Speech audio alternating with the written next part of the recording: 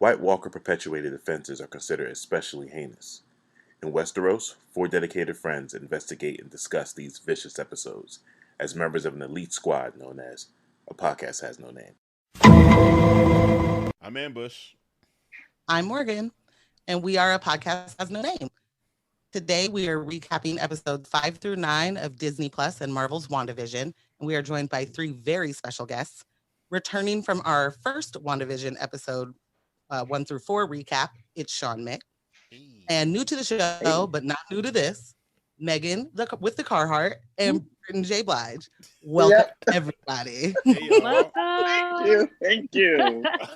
Bless up. Grand Rising, everyone. Grand Rising. Thank you so much for joining us, all of you. I'm really appreciative, and I'm very excited to hear everybody's take on episodes 5 through 9. Mm-hmm. So much to go into, and I'll try and get on the rails, but there's a lot of chaos to cover. So I see what you did there. Chaos. Yeah, a little chaos. Just Don't ruin the opening for her. Hey. Thank you. I'll Any see other my way dads out. in the building? Any other dads in the building? How many of y'all got kids? Wrap it up. So I'm going to give what the synopsis, the IMDb synopsis of WandaVision is. And then I got a question for y'all. And then we'll go through each episode. I will read the synopsis, and then we will do a episode recap of each one. And then we'll just discuss our most favorite things and all the stuff. Yeah? Gotcha. Yes. Okay, so WandaVision, as explained by IMDb, blends the style of classic sitcoms with the MCU, in which Wanda Maximoff and Vision, 2 superpowered beings living their ideal suburban lives, begin to suspect that everything is not as it seems. So real quick, think fast. Sean, you're first. Top 3 favorite characters. Agnes. Fantastic. Brittain.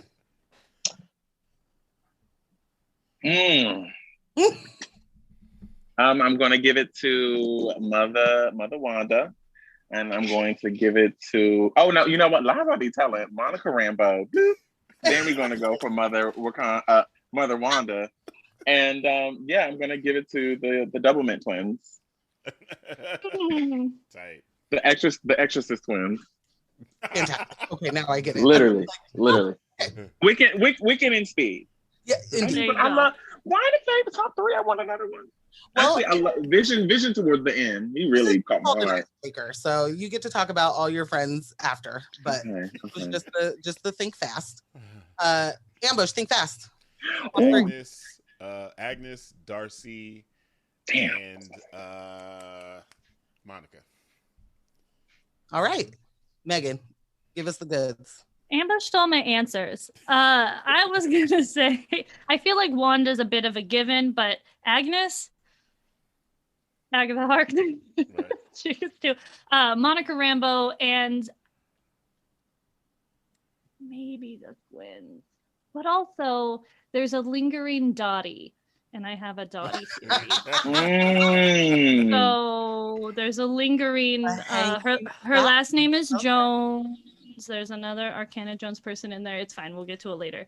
Mm-hmm. But I do love the twins. Also. Okay. But also Catherine Han. I mean, she's Darcy was everything. Amazing. Yeah, Ambush Darcy was also took great. my answer. Mine is same. Okay. Agnes, Monica, Darcy. Wow. Y'all really go up for Agnes. Okay. Okay, well, it was her all along, so I don't know. Well. Yeah. Hello. So we'll start with episode 5, titled On a Very Special Episode. In the 1980s, early 1990s setting, Wanda addresses Vision's worries when he grows suspicious of the neighbor's strange behavior. That, my friends, is simply the IMDb synopsis. I'm going to give you a couple more clues if you can't remember episode 5. The boys age up to 5. They get a dog. They age up to 10. Vision finds out Westview is sus. Hayward pulls a Biden and drone strikes Wanda. And then we meet Pietro. Mr. Boner. That was Mr. Boner, please. Mr. Boner. Mr. Boner. You're right. Thank you. Ralph Oh my God. Pietro Boner. Sir. Your neighbor trapped in a basement. I mean, Or no, sorry, his man cave. We'll get Right. there later. yeah, we'll get there later. we don't know he's Ralph yet, but Spoilers. y'all, so much happened in that episode, Yes. and this was like So much cat. It wasn't even like He's upset. you are. so upset. I just want to say So upset. that you do, if you'll remember, episodes 1 through 4, there were a Mhm. lot of people that were just like, what is this stupid show I'm watching? And Mhm. I don't understand. And so I'm not about it and blah, blah, blah. Yeah. And then it was like, well, get to episode 5 and maybe your life will turn around. Right. Bruh. I saw some people say that 5 was not that exciting for them. I was confused by it. I mean, a lot happens in that episode. Mhm. And we start to see that Wanda can't control Vision in the same way she controls other people. I think she chooses not to though. She didn't want to because she wanted love. Right. Like, Right. and if she would have controlled him, Vision wouldn't been able to offer her what she needed because she was going through so much grief and guilt. Right. Now, correct I mean, me and if she I'm missed. wrong. This is the one where she just started rolling the credits on him mid-sentence. Yes. Yes. Yes. Yeah. Women do that in real life, so that wasn't Bruh. an example of He's- Wanda's That's a power. move. That was my favorite Vision scene. said, "Put some respect on my name. Put some respect on my time stone. I don't have time." that So, was my favorite scene in the entire series. It was too real. That was when ViShawn came out. Bruh, Yes. are you talking? Just run these credits and walk. What? ViShawn Jarvis. ViShawn Jarvis. ViShawn Jarvis. Vishon. That was the beginning. oh, shut up. That was when Wakanda came out. That was when the Nigerian rolled through. If you were not sure that Vision was a black What you will man, not do? he said, "Hold on, hold on. He said, hold on. We not doing this today, Wanda." Yeah. No. Mm-mm. Oh. No confusion there. Uh-uh. Jarvis. That was Really, serious. Oh, Jarvis. Like, who knew Vision had the name of a first round NFL draft pick? Like, ViShawn Jarvis is a Secret. great defensive tackle. Yeah. 4'240. He's bench pressing 400 easy. Like, Yeah. It ties into the multiverse. There's layers. We're getting to this multiverse, which I keep referring to the Cabinet of Curiosities, but we're getting there. So W, emphasize it, will have his time on the Yeah. field, maybe off. there is a Absolutely. universe. Okay, so multiverse has like infinite possibilities, right? Yes. Once branch off too much. Yep. So there is a universe where he is wearing a black turtleneck, a gold chain, and he's telling Fanny pack? Ultron, Fanny pack? "I'm just trying to get like you, big bro." Like, that had to happen somewhere. It's true. Just keep that in mind. It's true. It's true. Support this Talk about theory. it. You Yeah. got it. So edit cuts were great. So I actually went back in preparation for this, watched everything again, but also listened to your guys' recap of 1 through 4 because I was like, okay, where did they what was your mental space leaving those first 4 episodes? And I think everyone that is stoked about this show was waiting for this special guest appearance of knowing that this is a setup for Captain Marvel 2, Doctor Strange, Cabinet of Curiosities, right? Knowing that they're starting to lay that groundwork, I was waiting for this guest star, this person, whomever it is. We didn't get our Lord Savior. I won't, no spoil, whatever. We didn't get our Lord and Savior Gandalf Magneto. It's fine. But I was watching this, waiting of who's going to show up? This person's going to show up. So Evan Peters as Pietro, as X-Men, Quicksilver showed up. And then I was like, Right. And it's happening. It's happening. I thought because they had given so many, there were so many rumors about Doctor Strange showing up. Right. I was like, okay, this is super dope, but it's Right. not the big reveal. This is No, the right. midway through reveal. And Right. we will talk more about what we expected and what Yeah. we didn't or did get Yeah. towards the end of that. But fantastic point, because I was waiting for Meg to go too. I was waiting for something. But really watching them fall apart, not fall apart, but watching her world start to have some fringes and unraveling, and the computer guys, was this the email? I when he was believe fixing so. the computers with Yeah. the guy, and the Vision. guy's like, help us, like set us free, like she's trapped us. Watching that was like, oh shit. Because then you start realizing that it's fueled by her emotions, which are erratic. And like then there's this whole, it just starts leaning into the whole chaos conversation, which was fun to watch just play out. And yeah, good point about that happening on episode 5 too, because I didn't put that in there. And it starts to crumble. Mm-hmm. And that is the time that Vision figures out a little something. Like, oh, what? Episode 6, all new Halloween Spooktacular. This was the one for me. In a late 1990s, early 2000s setting, disturbances on Halloween separate Wanda from Vision, who looks into activity in Westview. Basically, Vision lied and said he booked studio time so he couldn't take the family trip. Oh, I had to go to the studio. Go to the studio real quick. Like, I told you I booked this time already, right? Again, Vision is a black man. Yeah, I mean, yes, obviously. Wanda finally understands that Vision is out of her purview. Like I think she was getting those inklings, but now she's like, oh. And although I say to Britt, like, your point is very valid that maybe she never wanted to control what was happening with Vision. She could have. Healing, yeah. I think that's a really, really good point that I wasn't thinking about, and was more thinking about her not being able to figure out what she's doing in all of this when it comes to who she is and isn't controlling. I think it took me a minute to kind of realize that she really was figuring out, like, she really didn't know how she was doing all this, because I came from like the comic book stand, so I knew established Scarlet Witch, so I was like, oh, she's playing games. Yeah, I thought it was somebody controlling her, and I was like, oh, she really doesn't know what she's doing. But on another note, which episode was the one where it was the intro from the different sitcoms? Because that was a huge like giveaway to me that stuff was really starting to unfold. Oh, this was that episode. Yeah. Because this is when she's tired. Yeah. Oh, wait, no. Is this one book?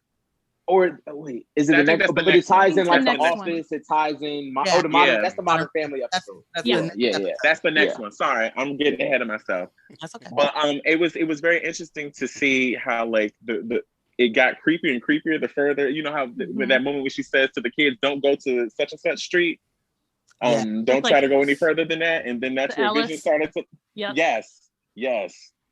And Vision started to go over there and see things was just getting creepy. Right. So that was. Go ahead. Oh no! Finish. No, that was just a moment for me where I kind of took note and just couldn't quite. What am I thinking of? That her powers had a limit. Yeah. I thought there was a limit. Yep. That's what as soon as they mentioned Ellis Street, and then it gets brought back again, and I think it's in the next episode of now there's boundaries. There's boundaries set. Well, she knows, like, as much as you feel and start to sense her internal, this chaos, just these emotions, and you can tell she's like processing, and you never quite, if you're processing grief or any sort of like intense emotion, there's no linear process. And so there's kind of no boundaries for those emotions to get fleshed out. And I feel like she's aware of the fact that there are no boundaries. There's a boundary, but like it only goes so far. But it's kind of this weird, I don't know. I think that was really great in the writing, and it kind of happened. It follows through the rest of the episodes of this blur of like her in the process of learning her control, with there being no control, with there being some control, but then there's limits. It can only go so far. How far can it go? Does she know? Is she aware that she's doing? I don't know. It's like it started to like bubble all these crazy questions that are I mean, leading somewhere, right? They all lead to something. Did you all know? Did you all from the commercials in the sitcoms? Did you understand early on what those were and the references that they had? Yeah. So it tied in too much with like the bad guys. Right. Like it was I think it was well done, but it was pretty clear. Like you see Hydra, you see Stark. Right. It's not Tony Stark, right? It's Stark Industries. So the pattern, you could recognize it after the second one. Yeah. Right. Yeah, it took me about third episode where I was like, oh wait, there's a connection here. Yeah. I think it was the by Yo Magic. I was like, oh, this is like what's actually happening in this moment. Or the one where they had the spill of the red liquid, and that was like all the killings of the Lagos paper towels. Lagos paper towels of like, even your husband can clean up them at like just. But I mean, Strucker watches was like, that was heavy-handed. It was like, oh, right, okay. Your Logan Paul. It also said Petra on the watch. I was like, I get super tunnel vision then when I'm like, what is this? Showed us a symbol on the bookshelf in the far back corner. The stork is alive. I don't know what the hell's happening. If it's on camera, it's fair game. Like if it's anything you can read on a paper, if it's anything that you like, I mean, I'm obsessing over the patterns on Wanda's bed sheets. Right. Yeah. Their wallpaper. Yeah. But or the hexes on the blanket. For sure. Yeah. Like, and they're like Mephisto is hanging out in the wallpaper. Right. It's there, even if they're not actually giving it to us now. Right. Like I'm still on the Mephisto train because the devil's in the details. Hey. Exactly. That's not the only place he's at. I wrote that down. I was like, yeah. I'm with you. So that's also the episode where, like you were saying, Vision goes out, he sees the creepiness, he sees people being controlled, but it's weird. They're the just edge of town. They're drooling, you know. But he also runs into Agatha there, and Agatha appears to be being controlled, and she be lying like a motherfucker because she wasn't even close to being controlled. Yeah, she did that. She was real good at that. Like, oh wait, you foul. Just like any of the trailers for this, where you see that interaction and you're like, oh my god, like she just looked completely controlled and that she wasn't with it. And damn, if they didn't play the hell out of us. Like from the get-go, like from the jump, you know she's important. Like, you know, not just on like a sitcom trope character, there's always a nosy neighbor, right? You know she's important. And then I don't know if you're like, well, like who's like, I need to figure out like who's sus through all of these. You're like, maybe it's her, maybe it's not. From that episode, from that moment, that interaction, I'd be like, oh, she's just a town person. Like, she's not. But then seeing that little clip could definitely give you that idea. Episode where Wanda's pregnant, maybe this was 4, where Agatha and the other neighbor were outside, and she's like, talking about Geraldine, she doesn't have a home, she's not from here. And you're like, well, how is it now that there's a townsperson that's so aware of other townspeople, because they all live in the same mental bubble, right? That they just are like, oh, you're the mailman, and we work at this computer company and print off TPS reports that don't go anywhere. I don't know. We're computing. We compute computing. Yes, that's what whatever. But she, in that moment, knew this other thing and was herself suspicious about this other townsperson, which we hadn't seen before. Like, not to go back to that episode, but like through that, you're like, maybe she's more, but then maybe she's not. But she's just a good liar. She's a really good liar. She's a really good liar. To the credit of the trailer, even that early Vision scene with where she's in the car, she does say, when, are you dead and all of that. Yeah. She wasn't asking him a question. She was telling him. Yes. So even then they did cue it, like, cue us into a little something. She kind of knows something. Right. Yeah. Like there's an awareness that other maybe other Vision townspeople out. don't. Vision didn't freak her out. Right. Oh, like exactly. Yeah. Fully agree with that. There's just, she's important from the jump. Like I definitely thought that Dottie was going to be something bigger than she was. And we'll get back to that, Megan. I promise you. I'm gonna give you your moment. I definitely did that. I hear like the Lil Wayne lighter flick going off in Megan's head. Yes, exactly. She's like ready to go. Ready to spark it. I think that was definitely the moment when I knew. I mean, it was obvious because she had on the witch costume. I was like, oh, that's Agatha Harkness. But I really wanted her to be like, just some zhuzhed up version. And I like when she really shows her true face, she's going to turn into the Agatha we seen down to the comics. Right. The old one? Just the old woman. That's what I really wanted. We got plenty of time, though. We still might get her. Exactly. Right. She might get her own show. She's officially in We've seen Thanos die 2 or 3 times. Right. And we're still about to get like young Thanos, like his early Barney days. We're about to get that in the Eternals. So it's like Agatha's going to stick around. Oh, yeah, exactly. I mean, they're maybe. Oh, sorry. Go ahead. I was gonna say maybe if they do a season 2, which I'm cautious of, we can get to that. But maybe it's just Agatha all along. Right. Again, Brittain. Y'all think they would dedicate something to Agatha? Just Agatha alone? No. Reading my mail and jumping forward. The song did go #1 on iTunes. So like immediately, and it's like 4 seconds long. I gotta Yes. I got a bounce music remix. It's fire. Send it true. Okay. What are you looking for? Thank you. I got you. So good. All right, we're gonna move to episode 7. I'm sorry, I'm gonna get back on getting on track. Episode 7, Agatha All Along. Oh, that's not what it's called. Breaking the Fourth Wall. In a mid to late 2000 setting, Monica plots her return. Wanda navigates unsettling complications, and Vision forms a new alliance. In other words, Wanda tries to do some self-care. Agnes says she'll watch Billy and Tommy. Wanda can't get her shit together. Everything starts glitching.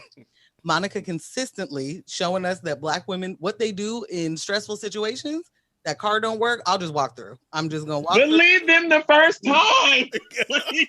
I'll take my helmet off and go through. Like take off all the protective gear and then I'll come out stronger than Captain Marvel. And then they had the nerve to give us on top of that Agatha's a witch who kills dogs and gaslights with a recasted brother. Like what? Yeah. They need to put some respect on Monica Rambeau's name because she was telling us from jump. And I felt personally hurt. I said, if they put my girl in the air, if they fly her through this air one more time and she don't throw a photon blast down by the alleyway or something, I'm gonna be upset. I don't like this. Well, listen, she came through that wall seeing every single color of the Infinity Stones. She saw every single color of cosmic magic there could be. She's embodying all of those colors now. Yeah. So, Amber, I never thought that would have happened. That she would get through, or that they would have introduced Monica Rambeau. Period. Like I just was like, we're doing this. They had to after Captain Marvel. They had to. No, I mean they had for them to even give her to us at that age, and then of course Captain Marvel being a period piece, they practically told us we're going to give you her as an adult because we have to. You know what I'm saying? And then putting Photon on her mother's plane, like it was just. The foreshadowing for that was just all over the place. There was no way we weren't going to get it. It was just, waiting to see who they were going to cast as the adult. And they did a really good job, man. They did a great job. I just think I was just so. Go ahead. Oh, sorry. I'm sorry.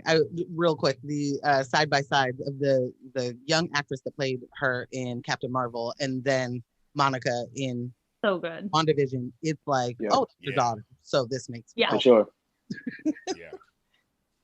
Sorry, Britt. What were you gonna say? Oh, nothing. I was just saying. I just didn't expect for them to take it to this extent, to this level, because I'm just not accustomed to particularly Black characters being put at the forefront like this. So I was already setting myself up for disappointment. I was like, oh, they gonna give her nothing. They're not gonna make her a captive Photon or Spectrum. I mean, here's the thing, Britt. I'm just saying. You're right. Progress. Here's the thing. I think we can look at Black Panther as a timestamp. Black Panther's international effect and the numbers it did for Marvel, they would be foolish. Like, they would have to hate making money to not give us Photon, to not give us Storm, to not give us Bishop. Like, no, they got to go in now. They know that we're here for it. They got to go in. Yeah. Like, Storm is too huge of a character. Like, I can't even imagine who they're going to cast for Storm, but that's going to be. I can't. Y'all ready for Tyler Perry as Bishop? Okay. He gonna put that. He gonna put that. No. He gonna put the Ashford and Simpson wig on. No. He gonna be. Bush, make me a host so that I can meet you. See the vision. See the vision. It's gonna be Medea as Bishop. Some solid. Medea is Bishop. Oh man, that's the Marvel movie. Someone needs to draw this. There's an artist out there somewhere that needs to sketch this. Megan, do not invoke that, please. That ain't the kind of art I've been asking. Let me chaos magic. This isn't happening right now. Hold on. Medea should have been Agatha. Listen, Medea needs to stay the hell where she at. Please. Look, deep fake technology is accessible enough. We can make this happen. We have the resources. We have the technology. Medea as Agatha Harkness is like 3 clicks on a computer away. Yo, and now it's gonna happen. I know how Sean's spending his evening. It was Sean. Oh, my laptop's right here. It was Sean all along. God damn it. I do want to say this though. I've always said this. There's only one person I've ever thought that would make the perfect Storm, and that is Iman, the actress, the model Iman. I was like, she looks like Storm. Young Iman. Look, Iman from the Remember the Time video. But I know we won't get her that. But I'm just like, I feel like that is such a hard character to cast properly. I do not know what they no one's gotten it right. But like, honestly, is that not an option with the aging technology? Like the way they did Hank Pym in the first Ant-Man movie, like they could cast him. I mean, it's not like she.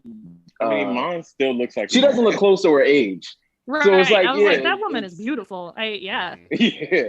She doesn't really need to know how to fly either. I've always wanted her. We can figure that out. That's actually great. I never thought about that as casting. That would be good. Still trying to figure out how Halle Berry ever had a shot, but we can move forward. It was just hot in the moment. That's all. I think they were like, "Here's a name. Hold on, we need a black actress. Hold on. Oh, Halle Berry. That's the only one. Okay, let's cast her. That's exactly what they did. Vivica Fox wouldn't have been a bad Storm even at that time. I don't write this. Child, I'm not featuring. I'm not. Look, featuring okay. Now who can play that game? Listen, I'm not about to. Remember how she was in Independence Day. She was actually good in Independence Day. Okay, you know what? You're absolutely right, and I forgot she was in Independence Day. I did too. And this is just if you talk about the first X-Men movie dropped in 99 or 2000, Independence Day was like 95, 96. So it would have started casting probably in like 98. It wouldn't have been crazy to have her in that role. But if you can get Halle Berry, because if you like that first X-Men movie, other than Patrick Stewart, wasn't she the biggest star? Facts. Like Jack, Hugh Jackman. Hugh Jackman wasn't cracking like Hugh Jackman yet. Yeah. This is kind of what got him there. He was. Granted, maybe he was outside of that world, maybe, but he was. But Halle Berry was still this is even, I guess, before Catwoman. So this is like around Swordfish. Halle Berry was on fire. He was on fire. Yeah. Hey, Vivica could have done it fresh off of that Kill Bill training. But I still don't want to see Vivica as Aurora. Okay. Y'all making some. I want to see it now. I want to see it right now. Like, just if you're going to do Tyler Perry as no, nobody's doing that. You put a foot down. From the record. What's the harm? What's the we can play around with some deep fakes. Nobody's doing that. Deep fake that's a whole other multiverse. It's all deep fakes. Exactly. Be whatever you want. Also, that sword vehicle, it's fucking magical. That thing was kick-ass. Like, didn't go somewhere. Monica kicked off the door. That door she didn't open the door. She just like kicked it off before she went in, meaning she already had that strength. Yeah. She had already door flew. But she had gone through. Yeah, I'm just saying. Yeah, she wasn't but like, yet, but she had already received some changes because Darcy was like, "You can't go back right, because your whole molecular shit is different now." Right. But then the last time she went through was like, that's when she got it all. She got. Which, speaking of, what's happening to everybody that goes through that hex? Because if that happened to Monica, if that's how we're getting Spectrum or Photon, like I'm like, what happened to Dorsey? But that's later, I'm sure. But I'm just. But also remember that like it could activate if you have the X gene. Right. Oh. She already may have had some sort of mutation because I think what we'll see it's what we talked about last time.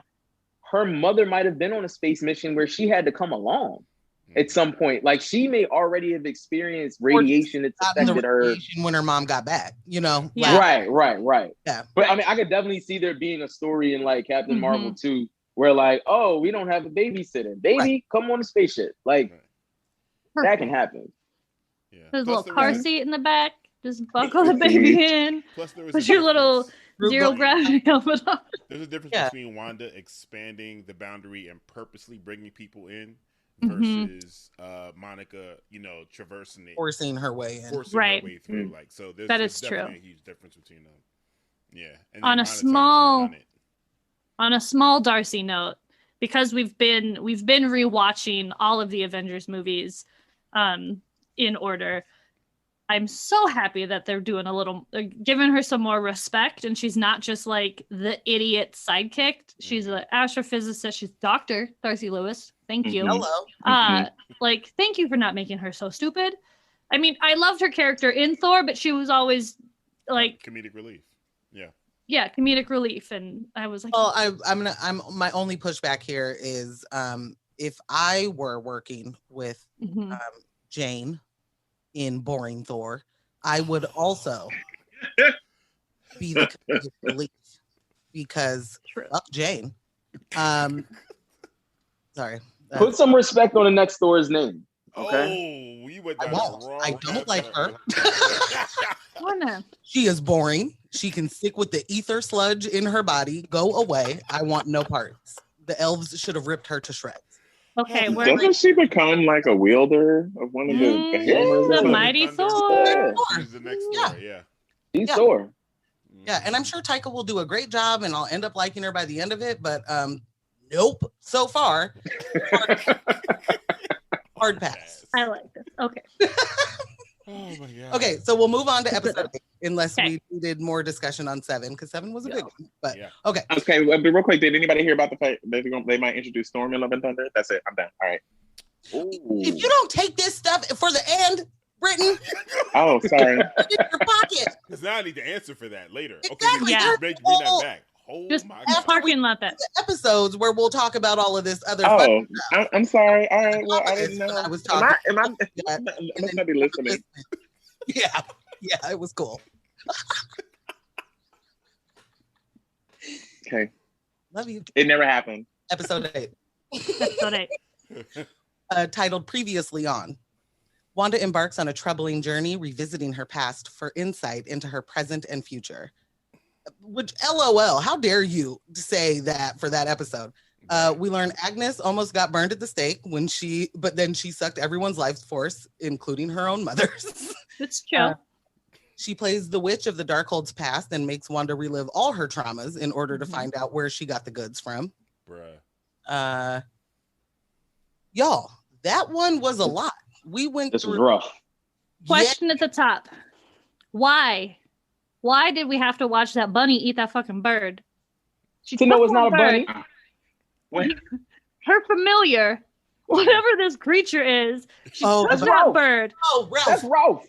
That's Ralphie. She squeezes that bird, and I was like, "Oh God, the bird! Don't kill a bird! Don't kill a bird!" It's like it's like a dumb. bird. I know it's nothing. I know it's nothing that we see, and then she throws it, and the bunny is like holy shit. We know now. We can be sure to talking about. I was like, the bunny is like bunnies are herbivores, right? Like it wouldn't eat what was that, a locust or a bird or whatever she threw at it. So it's like yeah.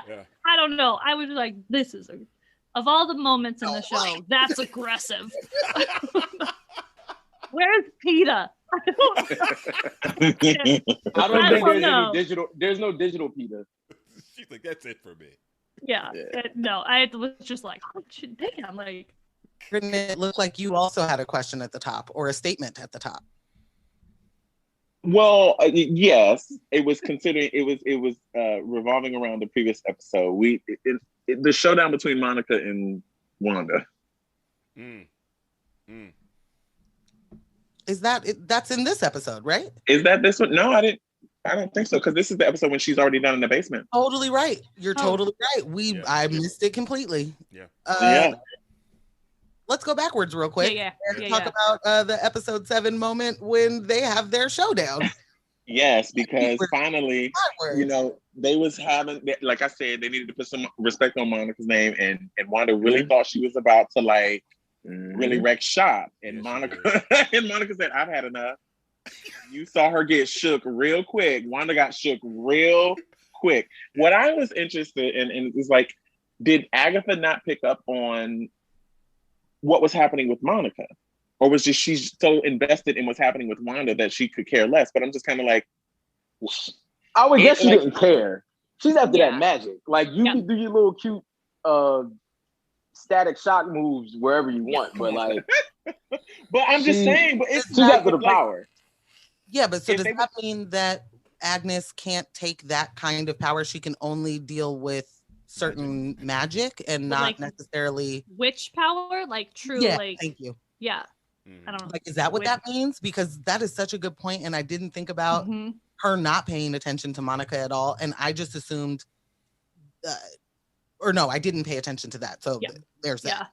I definitely thought she was just able to get, Wanda's power, or thought she could get Wanda's power, but that's a really good point, and I wonder if that's it. If it's because it's like cosmic and not necessarily. Yeah, but if she's read the Darkhold, then she knows all of this stuff exists. I mean, she has to be. I would imagine that Agatha probably. I think you just answered the question though by her reading the Darkhold and knowing all this exists. What's the bigger fish? She knows what she can and can't get. Yeah. That, but not only. But also the big fish is Wanda. Like, why am I going out? If I'm going to spend energy, if I'm going to spend energy trying to obtain power, I want Wanda's power, not Monica's. Yeah, I just wish they would have I wish they would have given. I kind of wish we would have gotten a little bit more in that moment. I know this is fresh for Monica and she's just discovering like the powers, but like in that moment right there, I was like, we're about to get an energy blast or something. Compare Monica's journey to the journey we watch happen in Captain Marvel. She had all these powers, but she wasn't aware. Like, they got to let Monica's not going to reach full potential until her movie or until Captain Marvel 2. They can't make her go from 0 to 60. It would have cheated her. It would have cheated us the experience of watching her develop. We've seen that happen, and that was one of the core issues of this latest Star Wars trilogy, right? Rey kind of went from 0 to 100, and I don't think Disney is going to make that mistake again. Nah. Right. Yeah. I mean, I just wanted a little bit more exploration in that moment. Like, it was just such a quick moment. Then Agatha comes and distracts and takes Wanda away. They got so many more things to sell us. They're going to tell this Monica story over so many different properties and so many different forms. Like, I'm glad we got an introduction.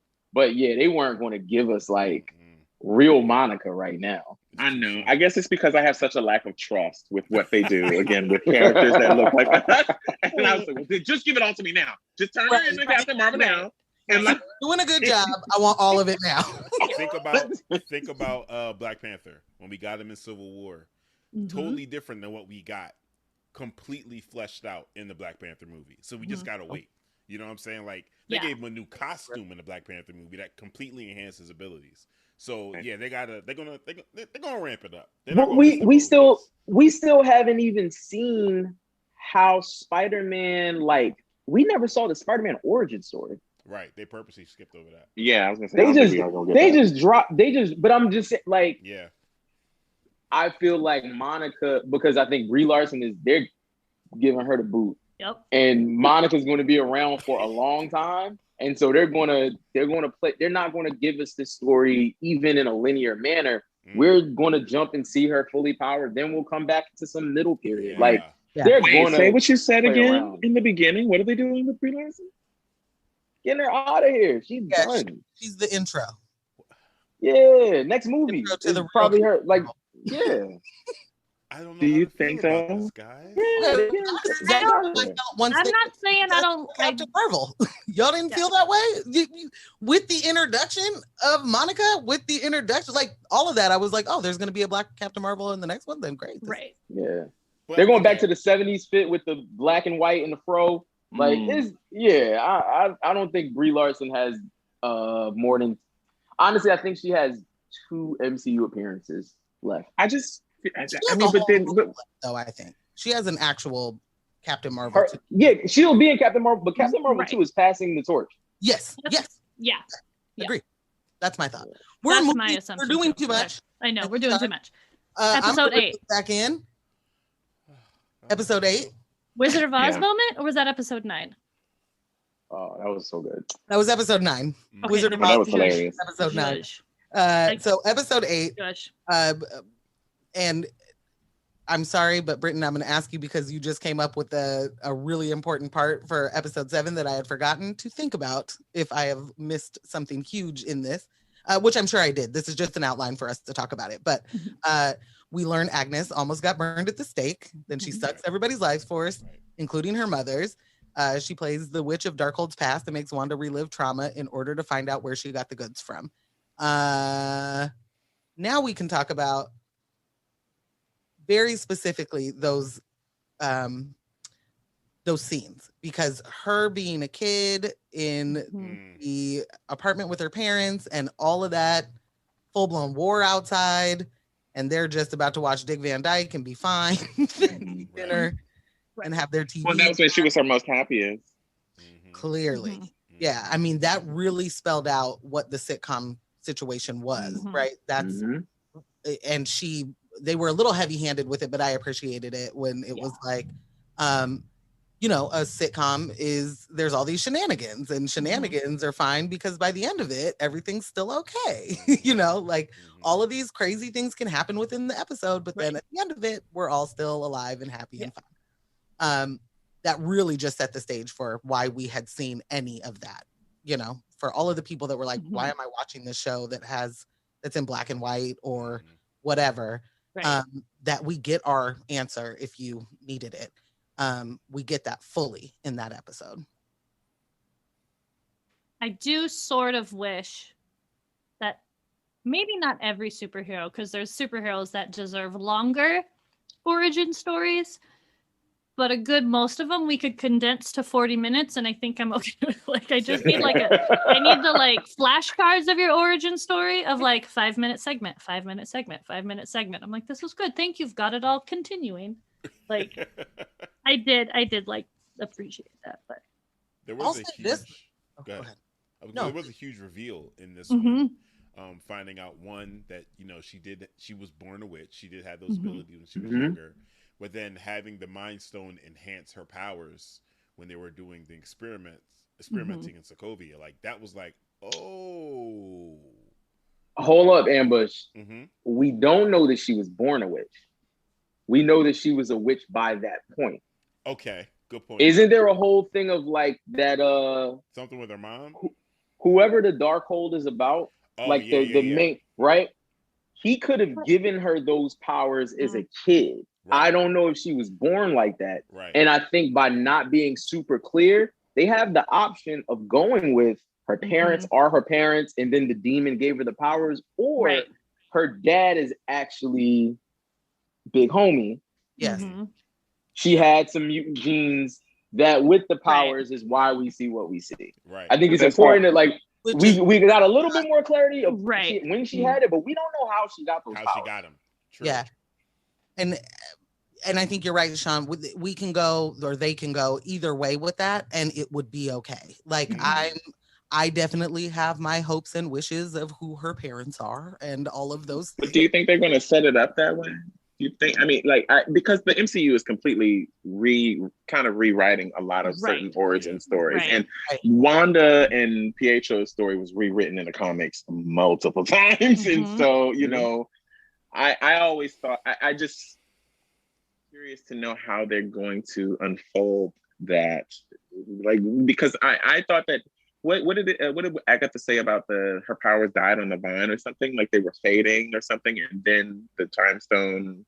Well, if you don't use those witch powers, if you don't continue to learn more, then they will die on the vine, and under normal circumstances, right? Like, I think what that gave me was that, one, Wanda's way more powerful than Agatha knows or is giving her credit for in that moment. Like, under any other circumstances, you know, me and Megan could both have been born witches, but I never knew and never did anything with it and never saw the sparkles or anything. Right. And she has a witch mom who taught her what to do with her. You know what I mean? Like, mine just died because I never manifested all the way.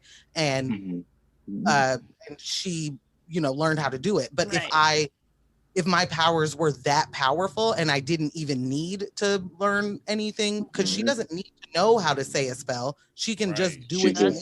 You know? Right. Like, she's so much more powerful than Agatha was giving her credit for. Go ahead. And is that an attribute to Wanda's original powers, where she kind of like could either cause calamity or could cause good luck? Yeah. You know, it was kind of questionable. Like, what would happen? Like, either way, that's what I thought that moment was. Because when when the bomb was in there, and she, you know, she put the hand out, and you know what I'm saying, we didn't. That was exactly what your probability. That's what it was. The probability thing. Right. Probability. Just giving a nod to that probability that for everybody that has read the books knows that was a big part, you know, of her powers. But I think it also lends to us having that question. What was it? You know, was she able to stop that? And do we not need to see any of the red chaos magic come from her for something to stop? Or was that a probability thing? And Agnes taking us through that journey was really trying to get, you know, Wanda to know the difference. Right. You know what I mean? Yeah, and I really like that moment. I like that whole kind of segment of going through the different memories, because I felt like that was that was a nod to Agatha as a mentor to Wanda, and I was like, okay, so I could see it happening if Agatha stopped trying to steal her stuff. Like, right. She's definitely coming back to her at some point. Like, I love the way that they're setting up. Like, it reminds me of what they did with Red Skull. How he was like really like the bad in Captain America, but ultimately to get to where the story is now, they had to come back to him, and he actually helped, you know, to kind of move things forward. Agatha, well, like the actress is just too good to not use her again, but like she's set up herself in a position of, if they ever wanted to explore this more, that's another show, that's a movie that people would watch. It's funny because you don't necessarily think about comedic actresses in roles like this at all. And we should never do that again. I mean, she was great in this role. And I mean, I'm a huge fan from way before, but this is like a whole nother level for me. Absolutely. Well, I love that Marvel just took flipped all of, you know, we think about the first two Thors versus the third. You know, or the first Thor. And fixing everything. Thank you. Yeah. Thank you, Taika, for fixing it. We need to I mean, because Thor Ragnarok's one of my favorite movies, period. Yeah. Like, that's bro. That is one of my faves. Yeah. And easily. I cannot say that about 1 and 2, and 2 is the most boring Thor. Moving on. Episode 9. 2 might be the most boring Marvel movie. Exactly my point. Guys, thank you. What? It's not true. It is. Okay, what's the most boring Marvel movie then? Iron Man 3. That's the question, Sean. All right, no, Iron Man 3 is the corniest. It's not the most boring. That is not boring, though. The only reason you don't like Iron Man 3 is a Christmas movie. Yeah, you need to rewatch. I've been saying that for, I don't know, 7 years. I rewatched it. Iron Therapy. Don't bring back 7 years. I just keep telling him you have to rewatch it because he's like, it's the worst movie that they ever made. Who doesn't enjoy the Mandarin like doped up? Like, that's Not when you know who the real Mandarin They is. troll. They trolled so well. Yeah, that's true. It was a super troll. Okay, but one thing I want to mention that I really enjoyed how they started giving us pieces of things we'd already seen pretty much explained. So when she interacted with the Mind Stone and the video glitched, we've seen her do this in present day. Yeah. But that was like, this is just part of your chaos. This is just how you interact.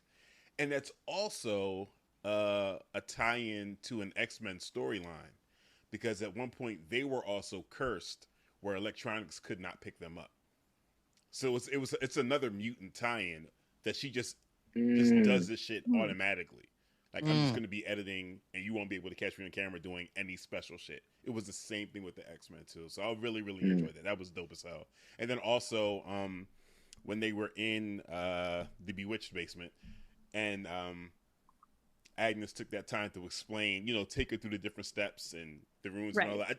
Just the way they did the storytelling and unfolding, explaining it without it being boring and having us discover these things along with Wanda. They fucking killed that shit. That shit was so good. Yeah.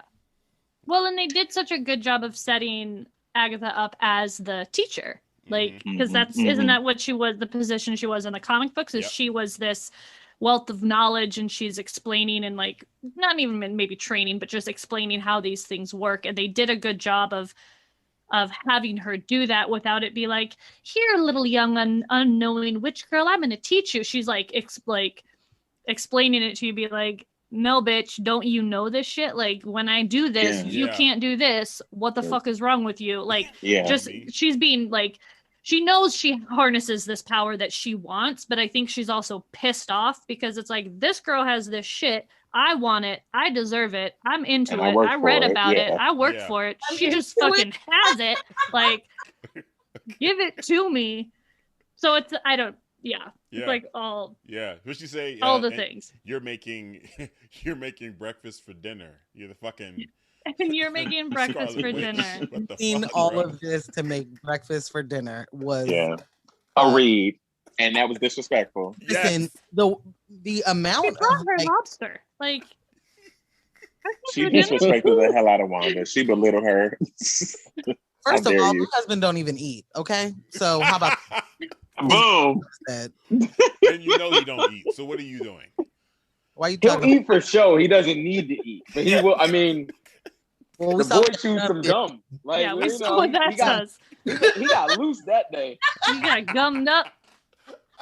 Oh yeah. Oh. Poor baby. Remember. Oh right. That's kind of wild. Like, him chewing a piece of gum is like popping a pill. Yes. Right. Or drinking a full fifth. Right. God. Oh my god. I don't know if we were headed this direction, but what this episode was for me, it actually brought me to tears. Because the way that Elizabeth Olsen is playing Wanda in that moment that she shares with Vision in her room at the headquarters, just and you get to see like just how much grief she's been dealing with and just how tortured she's been, and all the lady wants is to have love in her life, and she just wants to avoid loss at any cost. And like, see that moment when she says the TV is the only thing that's been consistent, or the show's the only thing that's been consistent. I was like, freak, man. Like, that was a real like personal moment right there. I was like, I feel her hurt. Yeah, I feel her hurt, and I definitely got teary in that. Oh my gosh! And what Vision was saying to her about grief and about love or love lost, and it's just the heart trying to find whatever he said. I can't remember, but. That whatever he said, I'm writing it down for if I need to get out of trouble with a woman. That's my get out of jail card. Whatever Vision said is a bar. It's like, what is grief but love persevering? Yes. Yeah. I am stealing all of Vision's lines. Yeah. It was a moment. Yeah. It was super heartbreaking. But I think it goes back, it ties into all she's doing is to like have a solid hold. She just needs like, I need a family, I need a friend, I need a loved one. I just want them to stay for like a hot second. She's not dumb. She knows that like people grow old and die and things happen, but like, just could you just stay? So now it's that it like links into her emotions being so erratic and her in that chaos of like, I'm grasping at straws and like, I'm not thinking my plans through. So if I'm just going to put a bubble around this broken ass town, I'm keeping it. It's fine. Well, I'll figure it out as we go. Right. It's that like, no, totally. It's all spontaneous. And like you just said, she's not stupid. She knows people grow old and die, but none of the people around her were growing old and dying. Right. They were just going from destruction. Yeah. So like the amount of that grief is just, and no time to process any of it. Like the fact that, once they are teens or however old they are when they join Hydra, like. Right. Dang. Sorry, I don't want to go back again, y'all, but can we talk about that moment where in the Halloween episode where Agatha's controlling Pietro and she's trying to find out the tea through Pietro? Yes. He's pulling the so what's going on? Tell me the goods. How you doing it? How'd you do it? Yeah. I think it's brilliant. Well, I know, sis. What'd you do? I think that's when they had us the most on the hook for the multiverse being displayed. And that was so exciting. Like, I'm not disappointed that they didn't explore it because we know that it's coming in another way. Right. Yeah. And I give Marvel the benefit of the doubt here because we have to remember that this was not supposed to come out now, and it was not supposed to come out in this order. Right. We were supposed to get Black Widow, Yep. Multiverse, and Eternals before we got WandaVision. Right. Oh, I'm sorry, and Spider-Man. Falcon and Winter Soldier. Falcon and Winter Soldier was supposed to be the first TV show. Yeah. But even like we were supposed to get 2 movies. No, I know. Before this. So WandaVision was supposed to be the back filler after Captain Strange, whatever, Professor Strange Face, whatever. Dr. Strange Bull. Yeah. Okay, that's interesting because I think it's working better, but also us as viewers, audiences as a viewer. Now we need this. Like, I'm excited now to put a mask on and go back to the movies, maybe in full hazmat. But like, I feel like it might have worked better in their benefit. But I wonder now if that fucks up the storylines in the movies. But they didn't intend for Pietro to be such a dead end. Like the Pietro thing was supposed to be a meme. It's like I'm the bitch in the X-Men movies. Like it was just supposed to be something kind of clever, but we already got a bunch of multiverse experience, backstory, other seeds that plant the X-Men being planted in the universe, and then throw Pietro in. That was not supposed to be our introduction. They did also make a reference to Kick-Ass in the Halloween episode, which both Pietros were in, right? And I was like, oh, this is now we're just making jokes. Like now this is just funny. So I think knowing that they threw him in as just a like, we own all of it.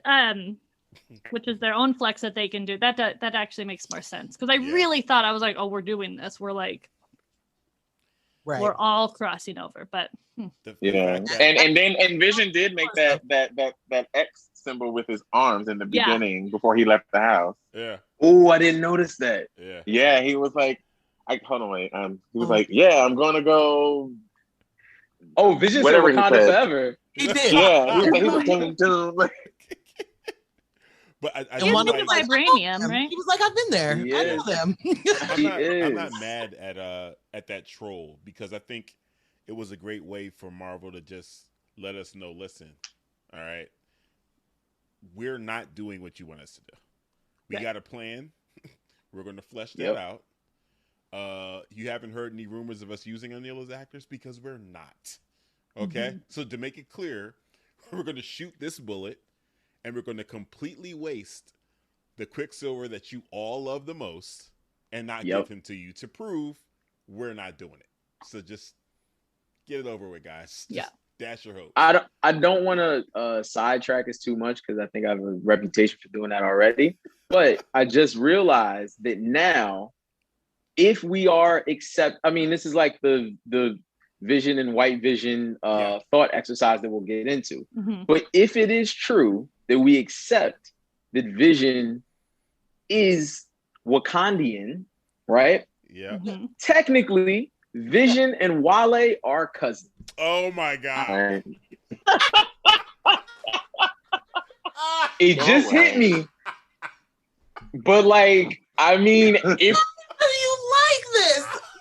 it's both or none. I'm listening to everything everybody's saying. Great points. But it just hit me that like, and we got to talk about that. If that's the mention, that's just the mention. But like, we do have to at least acknowledge that that's the case. If we believe that Vision is of Wakanda. Okay. And he is. Okay, so yeah, he got a cousin in DC. Okay, all right. Everyone, it's been a great conversation. I gotta go. No, you don't get to leave. That's not how this works. I'm the only one that gets to quit. Holy shit, that was good. Okay, Sean. I'm gonna move us to episode 9 and allow the Darkhold to happen. Oh, I mean, that's called the series finale, which was its own thing to me. Mm-hmm. But the next one is just like behind the scenes, the making of, like, Disney is doing it seemingly for everything. So I don't even know why they said this was a part of the series. Okay. I was like, but is it though? Or are they gonna? No, I don't think so. No. I feel maybe like they'll troll us and throw in a bonus scene or something. I think so. I feel like there's gonna be. So there was 2 things I was nervous about in this last episode. Thinking before that this whole WandaVision came out specifically as a setup for Doctor Strange 2 and whatever else, Captain Marvel 2 and all that afterwards. But now knowing that it was supposed to come out later actually changes my theory, because I was worried that this last episode was just going to be a trailer for those movies and not actually resolve or like have any sort of like ending for the show itself. So I was happy to see that there was some sort of like they didn't just like trailer us into the next movies. It had some like moments of resolve and some pretty sweet. I mean, I felt like they closed the series. I mean, you know, like that. So I'll read the thing. The events of WandaVision come to a head, and the destinies of all of those who took part are determined. Agatha tries to take the chaos, but she can't. I'm sorry. I can't read my own words, but she ain't built for this kind of magic. White Vision, aka Sean King, tries to kill Wanda and Hex Vision, but he can't see the team. Agatha frees the town folk. Wanda gives them their shitty suburb back after saying goodbye to her Hex family. Mm-hmm. What y'all got? I don't believe you called talk about the chaos, baby. White Vision. First things first, I'm not a fan of Agatha's costume. It's a little Halloween supermart for me. You know, I don't know. I just wanted something. It was a little too kitsch for me. It didn't. I couldn't quite get with the actual costume. I was like, it's good enough, but like we may see another Agatha costume though, because remember, like you said, you wanted to see her in her traditional form.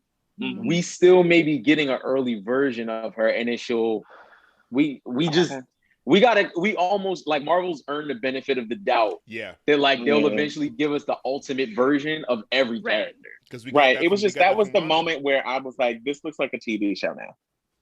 Okay, I would just like to jump in really quick and agree with you that the makeup and hair for Agnes with the outfit, the full was off AF. Like her whole tour was a whole different situation. The eyes were dead. Everything was. I was like, that's makeup. That's a whole great liner right there. I was like, no. Right. You know that you guys can do better than this. Yes. I think the only thing I liked was the like witchy black fingers. Oh yeah, it was tight. Oh, when they were stealing each other's powers and like doing a blackout. Yeah, like her, she had, was a little weird for me. Like, why do you just get ashy? Yeah. It wasn't even ashy. It was, why did you die? Why do you have Mitch McConnell hands? I don't understand. No, actually, they look like Mitch McConnell's gun. Okay, there you go. There you go. It's that little lip. It's that little lip corner of his. Like not the Band-Aid side, the open side. The good one. Lord knows what's under that Band-Aid, but like Mitch McConnell good side. Agatha, that's definitely Agatha's. Looks like her hands. Oh, right. So the deep just got a new okay, so we have Medea as who is Medea? I forgot already. Medea was Bishop, but we can recast him for this series. Okay, and now we have Mitch McConnell as Agatha. I love that. Hey, y'all got a budget? Do we have a budget? You don't go somewhere. I hop on Upwork right now in case somebody to do this. We got sponsors. We gonna make the money back. Like it's gonna flip quick, but you know, startup. Give me a casting list. Give me a casting list of who goes what. Also, like what era to like. Megan, you don't want to play this game with me because this is like my hobby. I do. I've already cast a. Oh man. Yeah. No. I will find someone to bite on this. This is gonna be awesome. When you're ready to talk an Allen Iverson biopic starring Chris Brown, I got a whole cast already like figured out. Look at Morgan's face. No, not Chris Brown. No, Virginia. It's Virginia. The height. He can play ball. The tumultuous pass. It's actually more ties than you would like to admit. It's the Lang. I figured it all out. I got a cast deeper than Baby Boy already. Figured out for Allen Iverson biopic. You could shoot it with like a $20 million budget, and it's going to be a blockbuster. I'm telling you. Okay, we'll table that. We'll table that for the next one. I just wanted to point out. I thought it was disrespectful the way Agatha blasted the hell out of Wanda, and she done flipped over 20 million times on that street corner. Yo, the way she took her out. It was like Scarlet Took a Tumble meets MCU. Yes, yes. It was foul. Like, and Wanda was trying to figure stuff out, and she just got blasted. I just like, oh, this is wrong. Like, Wanda only knows how to be a bully. She doesn't actually know how to like engage it with like equally skilled beings. Right. Yeah. Well, she's just used to like sneaking up on somebody and doing like freaky hands behind them. Right.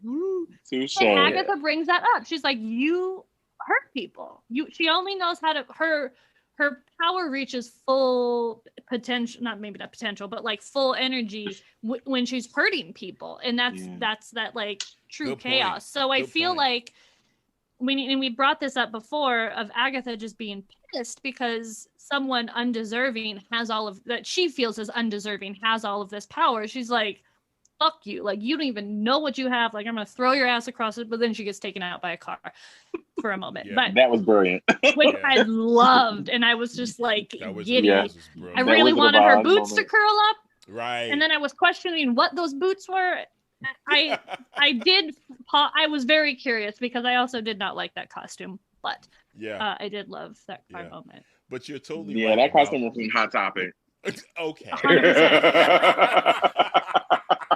It's that like cheap ass stiff, like it's like someone starched tulle, but it's black with the purple sparkles on it. We all know what that is. Sounds so painful. But you brought up a good point about her reaching her full potential when she's angry and hurting people. We rewatched Endgame with the girls yesterday, and she had Thanos on the ropes. Like it was a wrap. Oh yeah. He said, "Help!" Yes, yeah. My guy said, "Rain fire." I don't care who's down here.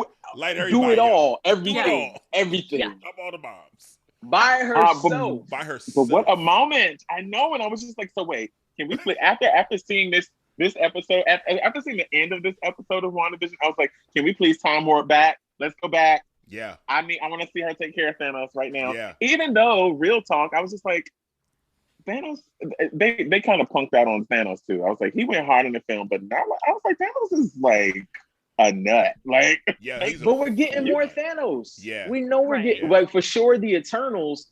and that's supposed to be like young Thanos, but I would guess he's more of a zealot.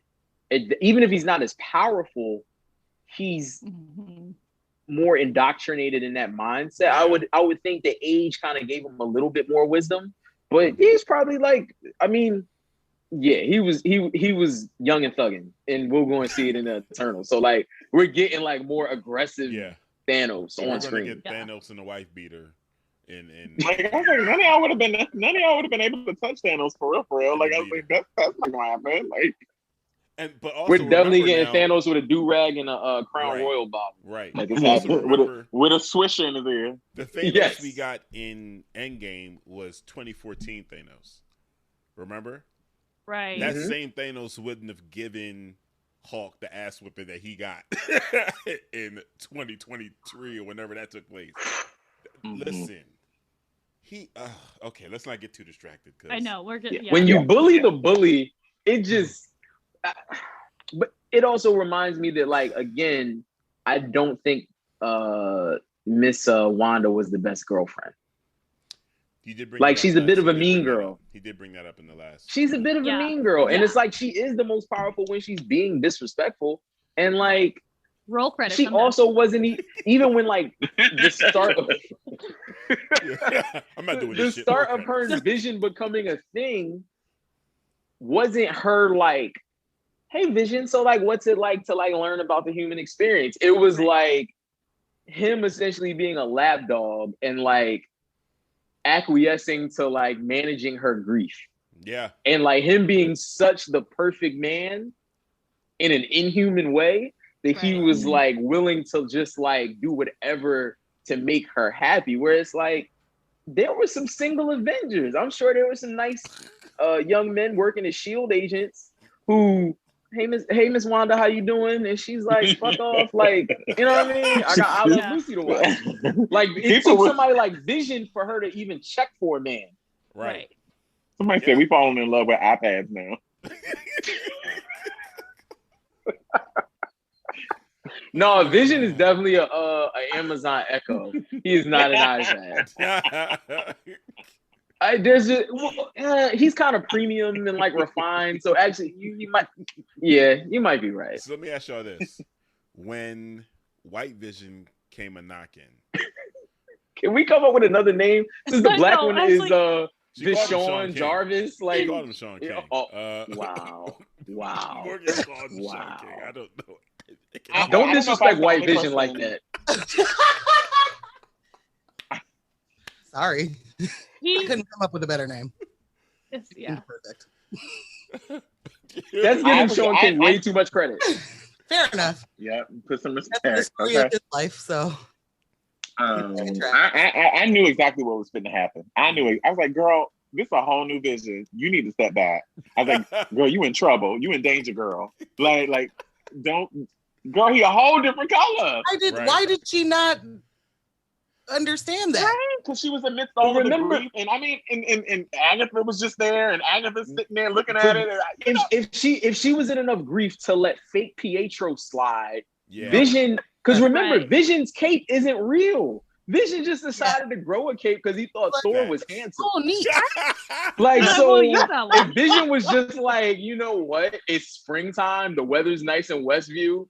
I'm in all white because I'm feeling godly. He was on his Dej Loaf and was just like, all right, we just gonna do all white today. Like he just pulled up with a new. He went to an all white party, is what you're telling me. That's Vision went to the stepping contest on the boat party. He just, you know, no, he came from the new second line. That's what he did.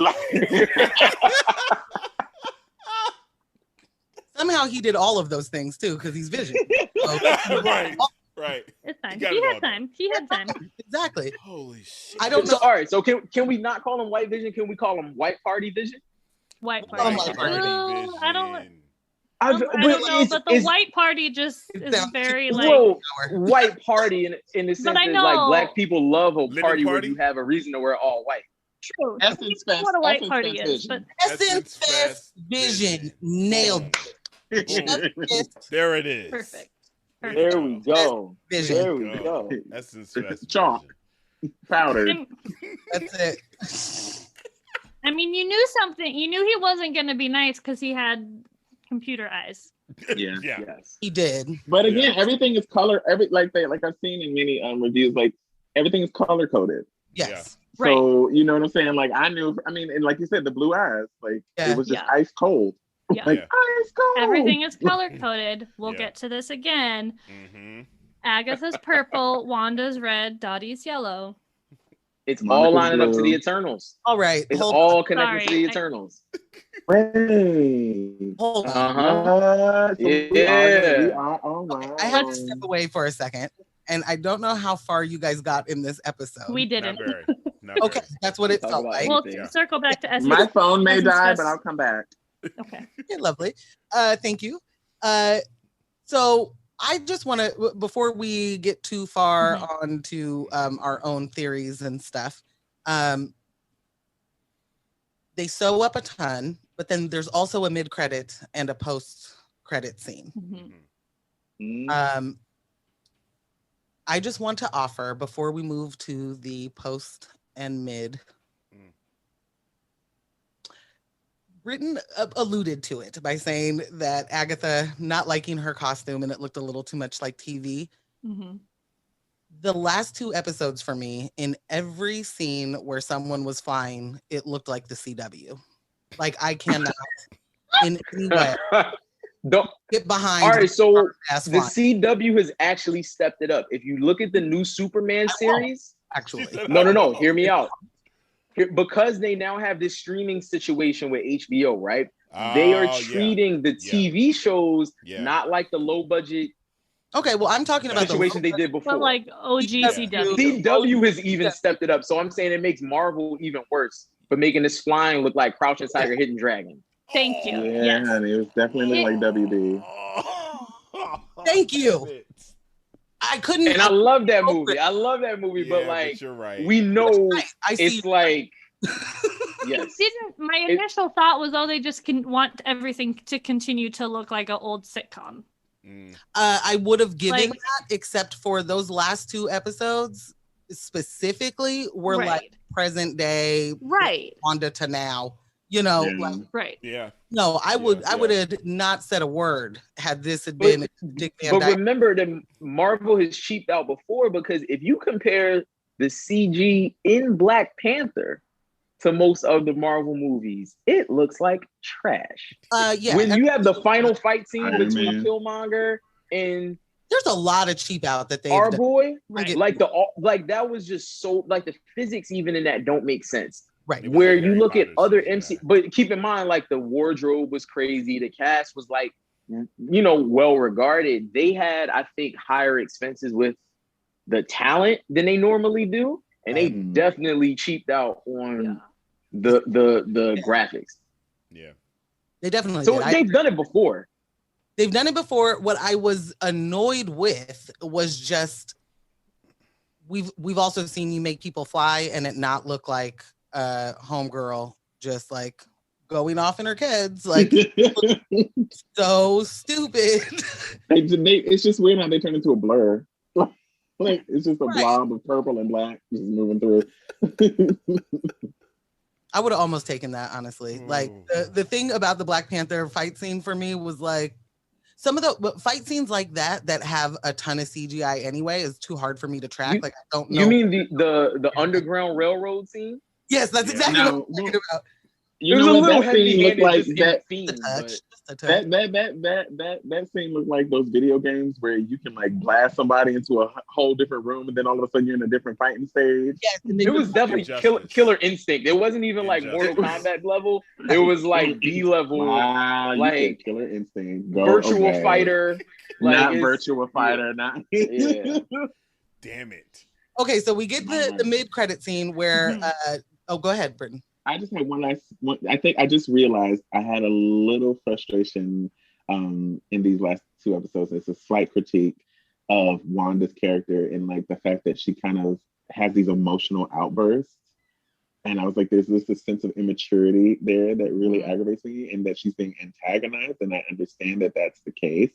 But the fact, I'm just like, I appreciate the that she wants to grow up towards the end and say, I'm going to learn how these powers work. But like the fact that she takes care of everything with an emotional outburst and it makes people suffer really aggravates me. And I get the sense that she's in a childlike state of mind. And it just kind of just throws me for a moment. It threw me for a moment. But they give you the opportunity to like get away from the crazy out of control woman trope that we've seen in so many forms of media. And like, I like that now they're taking her from hysteria to just like, what's his name? Dr. Strange was like a egomaniac. Oh yeah. They gave him the opportunity to redeem himself and be a student of his craft. And Wanda now has that opportunity. I felt a little bit uncomfortable. Like, oh, it's just a crazy woman. You know how women are. Like, that sort of story was getting a little bit too built up for me. And so now they're showing she's like just, and I love it because if you listen to the music, the Doctor Strange, like not even the theme song, but like literally the music of him studying is in that scene where Wanda's studying. And she's in the same position. She's duplicating herself, just like she's the perfect foil to him, and it's showing that she's a strong and competent woman that can hold her own with. We already know she's stronger than him, but she's putting in the work to be better than him, even though she's more talented. And I think that's because they were getting a little crazy with it. Yeah, I agree that the entire idea that these emotions can't be controlled, and this lady just sees red, and then you know, like. It's all of the fragile, emotional lady tropes. Yeah. But yeah, I like the cleanup. The cleanup looks like everything you just said. I don't need to try and rehash that. Also, just want to put some respect on Agent Wu's name too. Agent Wu. Yes. Thank you. Our Boy Scout deserves his own show. I mean, we saw the meme of the Hex Files with him and Darcy. Give it to me. Here for it. I know so good. Want it.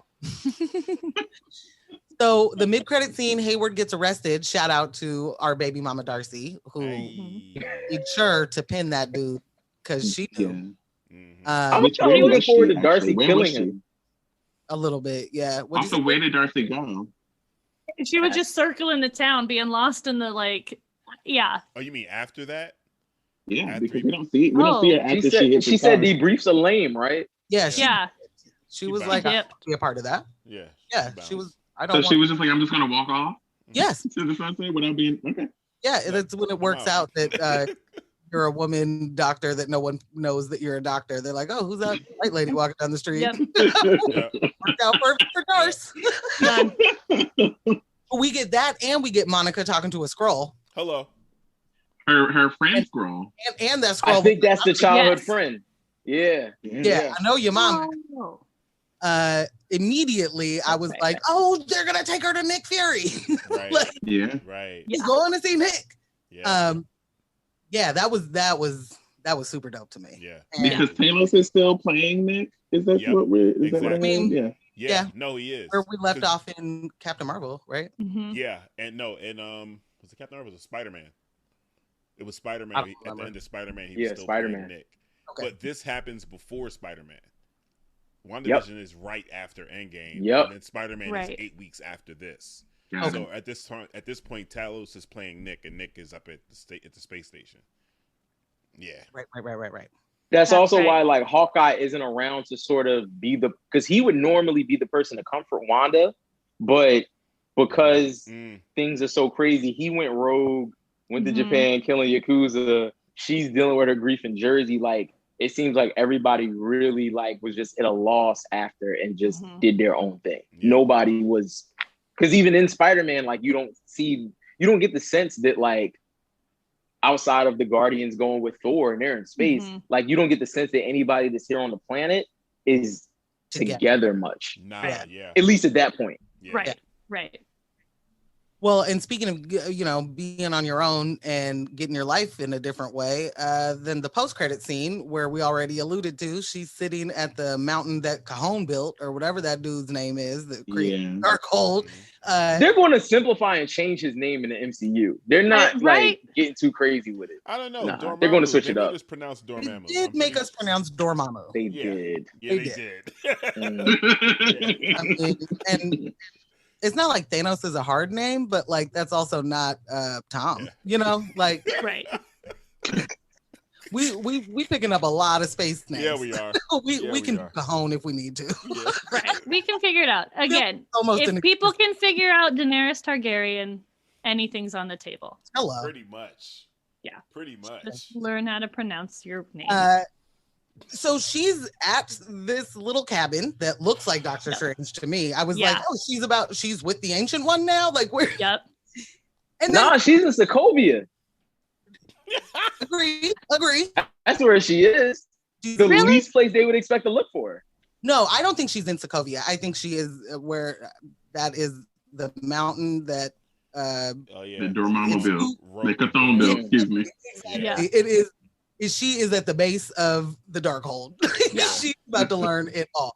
And then we see her sitting there just drinking her tea, having a wonderful time by herself. Walk in, and homegirl, her astral self, is finding out what that Darkhold do. I was super stressed. Doing homeschool. I was and I text Brittain about this. I was extremely stressed when I saw her reading the Darkhold and they ended it. I was like, no. Why y'all let her have that children laugh? Yeah, I was like, you forget that they're like, Mom, help us. Help. I was like, no, and that was the moment. I was like, are they really about to bring? Oh, go ahead. I was so stressed. I didn't even hear the kids. I didn't hear the kids. The first time around. I was just locked in on her with the Darkhold. Like, this is the worst possible thing that could happen. Jesus Christ, the world's about to end. What do you more mutants. I think yes.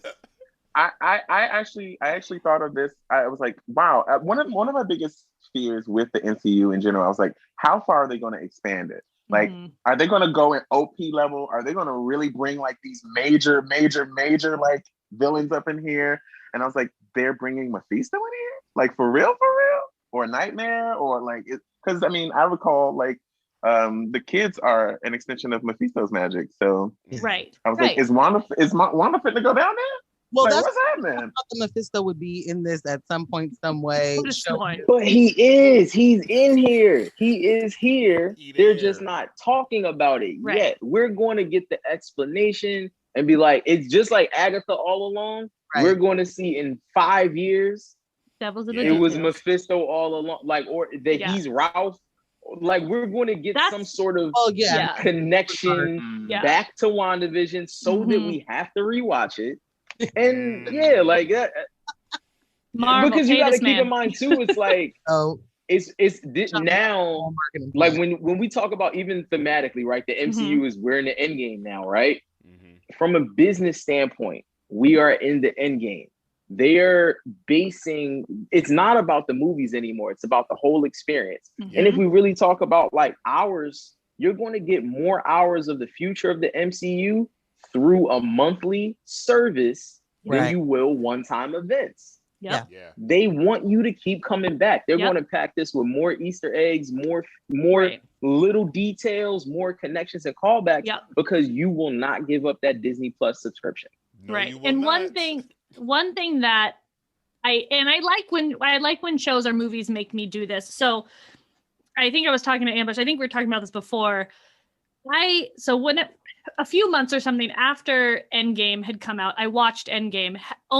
This was a couple years ago, only having watched a couple Avengers movies. I'd like take my nephew to go see Iron Man or take him to go see Guardians of the Galaxy, whatever, or like catch shit if it's on TV. But I saw Endgame because I was like, cool, Iron Man dies. Great. I'm here for that. We can unpack that one in a different episode. But I watched it and then I was like, what the hell is this? Sounds like, oh my God. So then I needed to go back.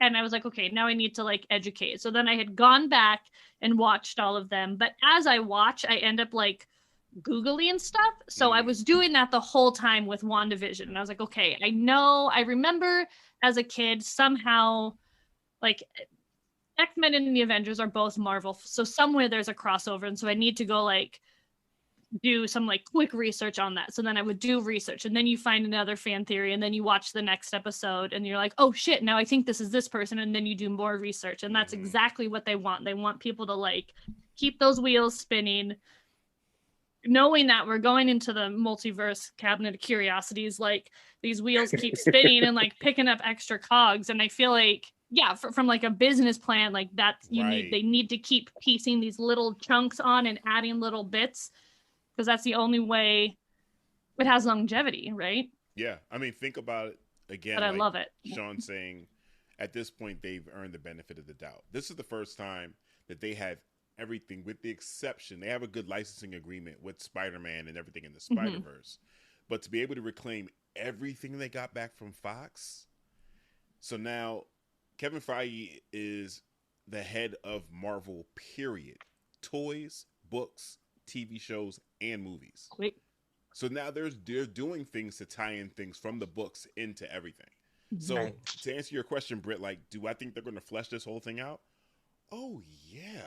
Like, the fact that they're doing a Wakanda TV show that's just talking about the culture of that country, that show itself can have spinoffs. You know what I'm saying? Like, they can really blow this thing out, like, all the way out.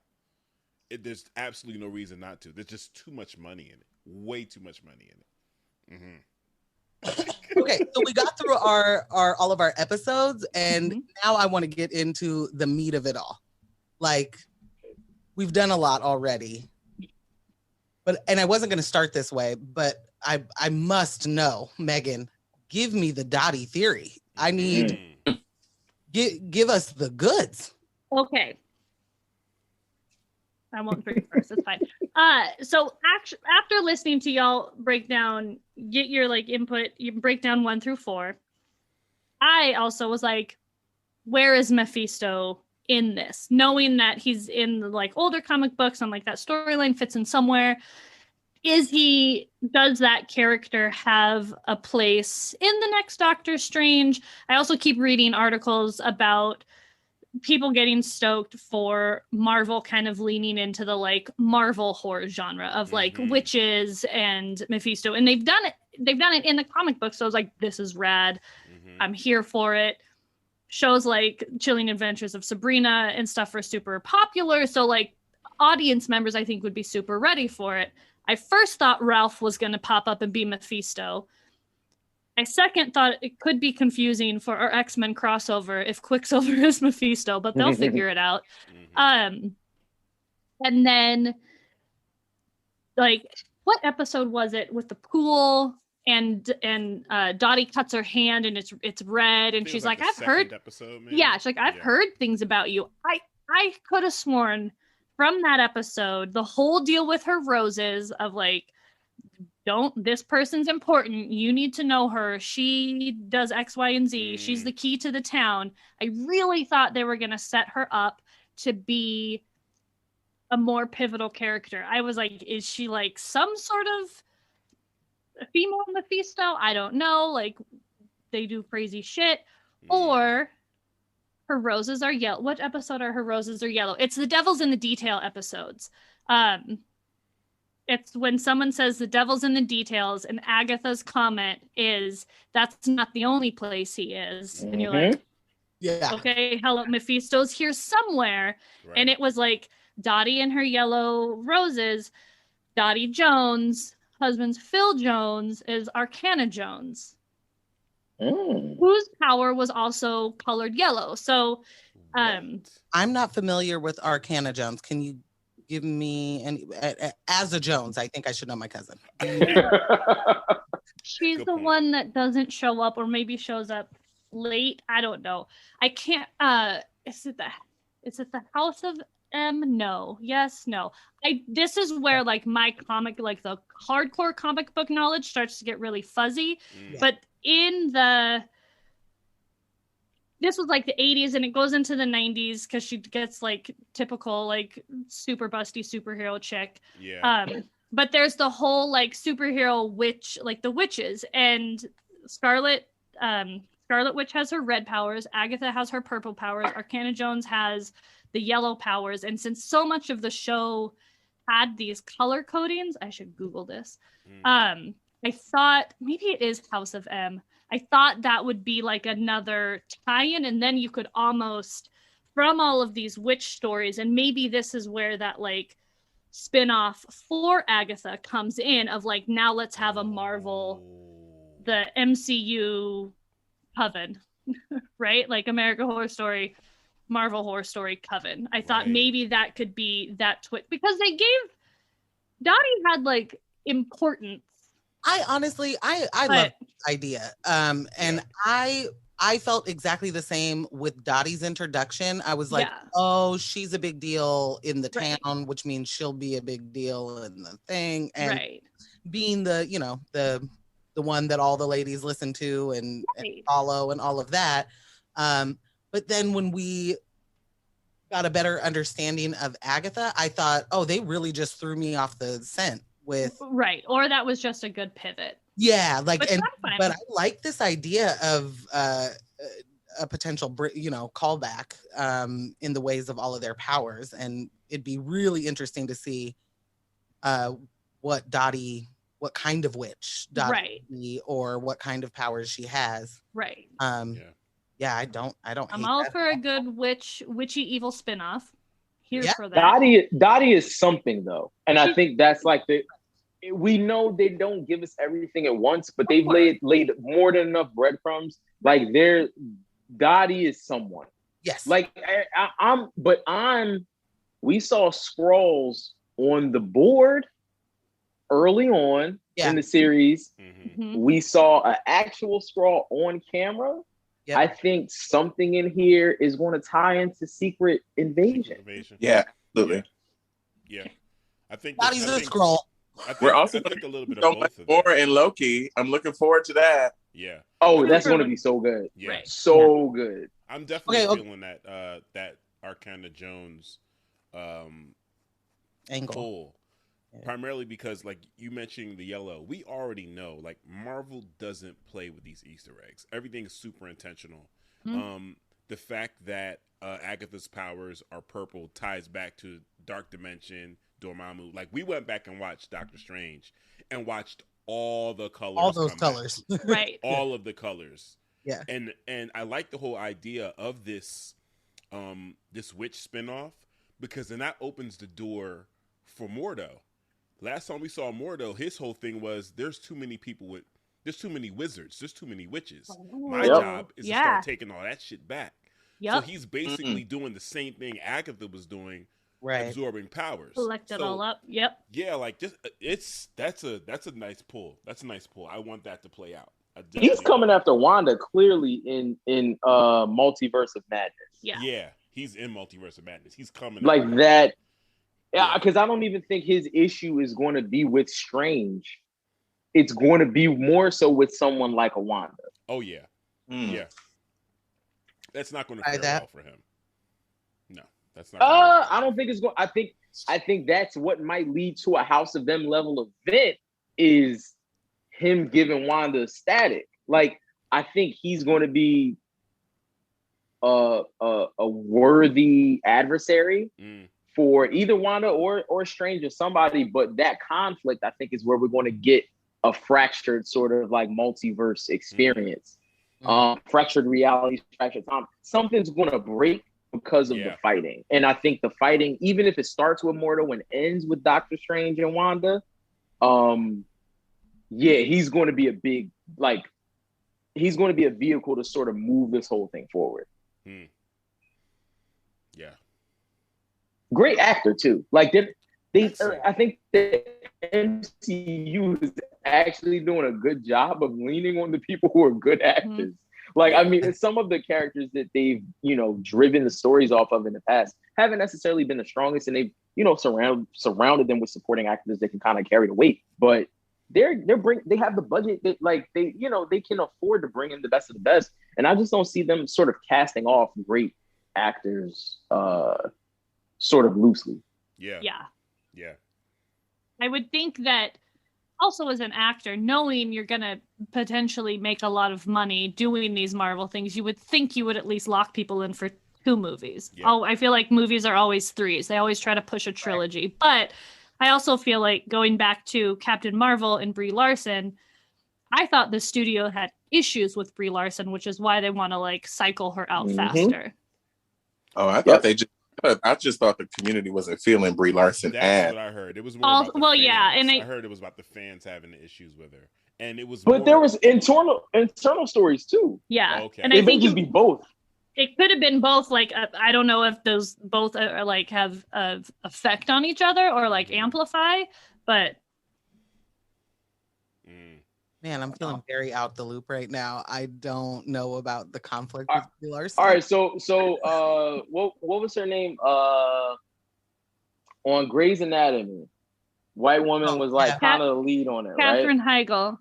I think it's that type of situation. Okay, she's difficult to work with. A dick. Oh. She's a dick.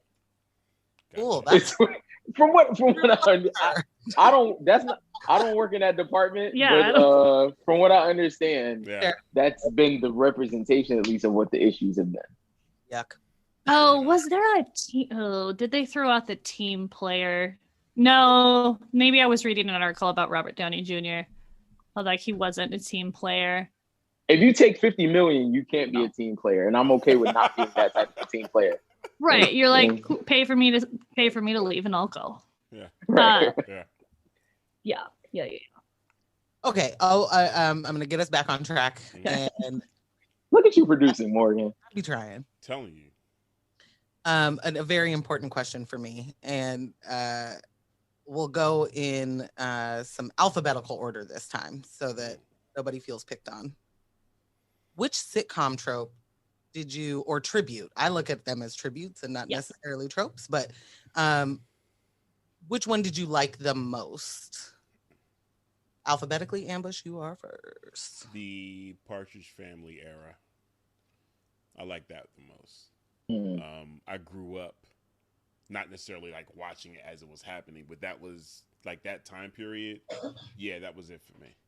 Like I remember watching that episode and then pulling up some of the old shows for Kaylin to watch and just be like, you see it, it's right here, it's happening. The Partridge Family, the Monkeys, like all of that. That was just, I spent a lot of time watching that stuff.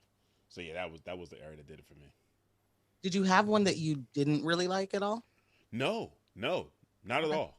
Even the Dick Van Dyke stuff, the I Love Lucy, like all of that, Bewitched.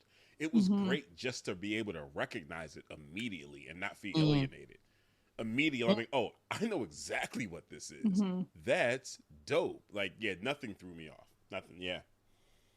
Britt, did you have a favorite tribute or trope? However. Yes. Also, I just wanted to add on to it, like, if you noticed on the intros of each show, and this is something that I also just kind of saw, how Wanda's voice each episode gets more and more tired sounding.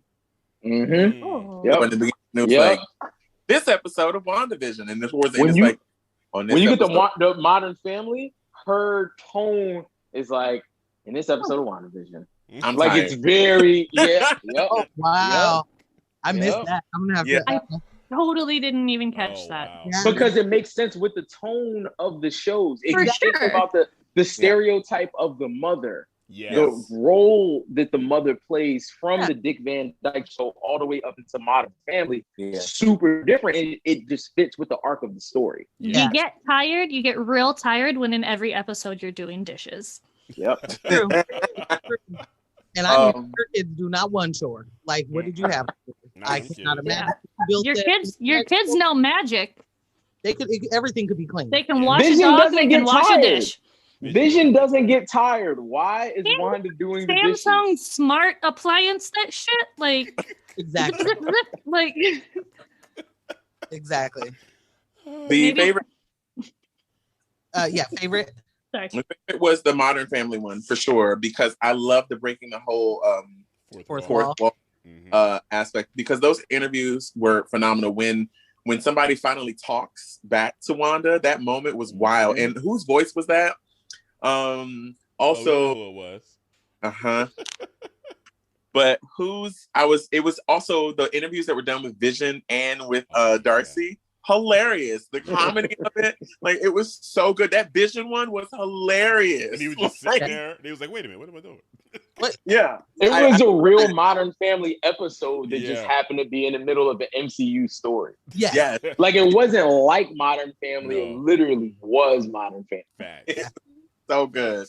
It was perfect. The Office. Yeah. The cinematography throughout the whole thing for me, and just how it adjusted with each period piece was brilliant. Like, I also didn't have one that I did not like, but it was very interesting to be able to watch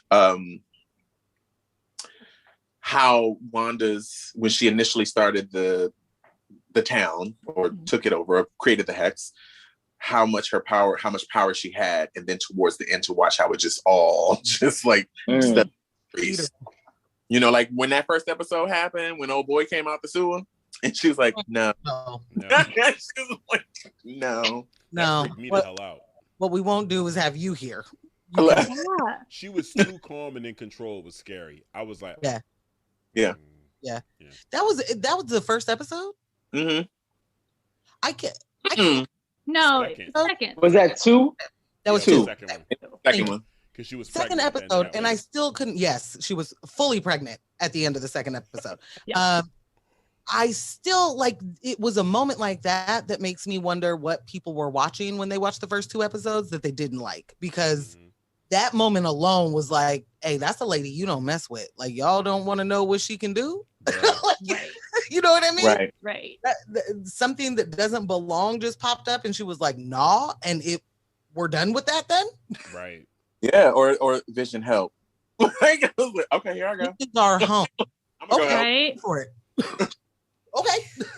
Like, incredible. Okay. It also feels like there's moments of unraveling with Vision. Well, I mean, obviously, because he can sense that there's something wrong. But there's moments where, like, in that moment she says, Vision, help, he just looks like he's in so much pain, like, or turmoil or something. Like, and I'm just like, oh God, what's that? He's probably more like, what the hell is happening here?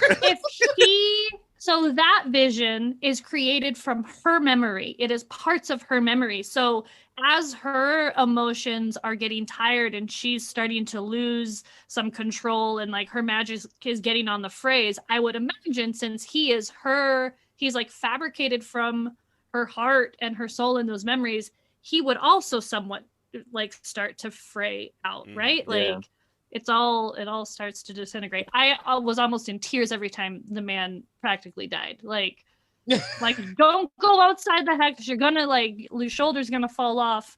Please come back. It was so sad. But favorite decades, definitely the 70s, like full Brady Bunch house vibes. I like looked at, I was like, okay, what's the decor? I think I have that in my home. Just aesthetically, I love it. Everything. They didn't do wrong by any decade.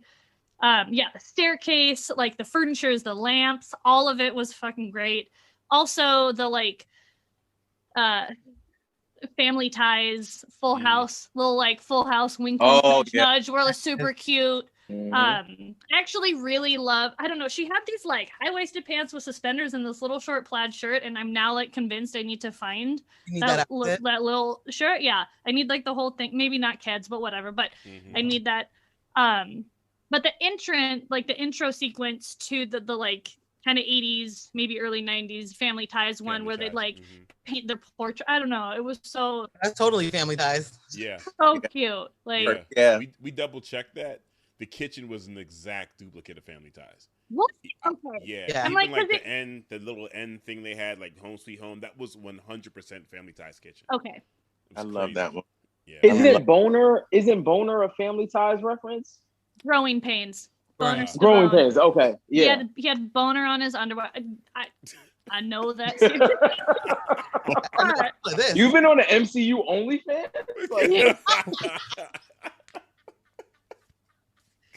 If that is not already a subgenre in that, it should be.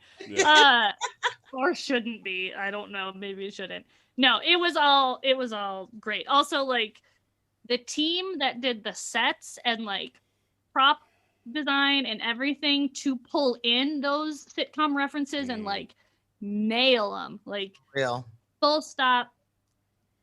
Totally killed it. All the Malcolm in the Middle references and like perfect. Yeah. I feel like that one too was really like, oh, that's Malcolm in the Middle. Yeah. Oh. The breaking the fourth wall, the kids were talking.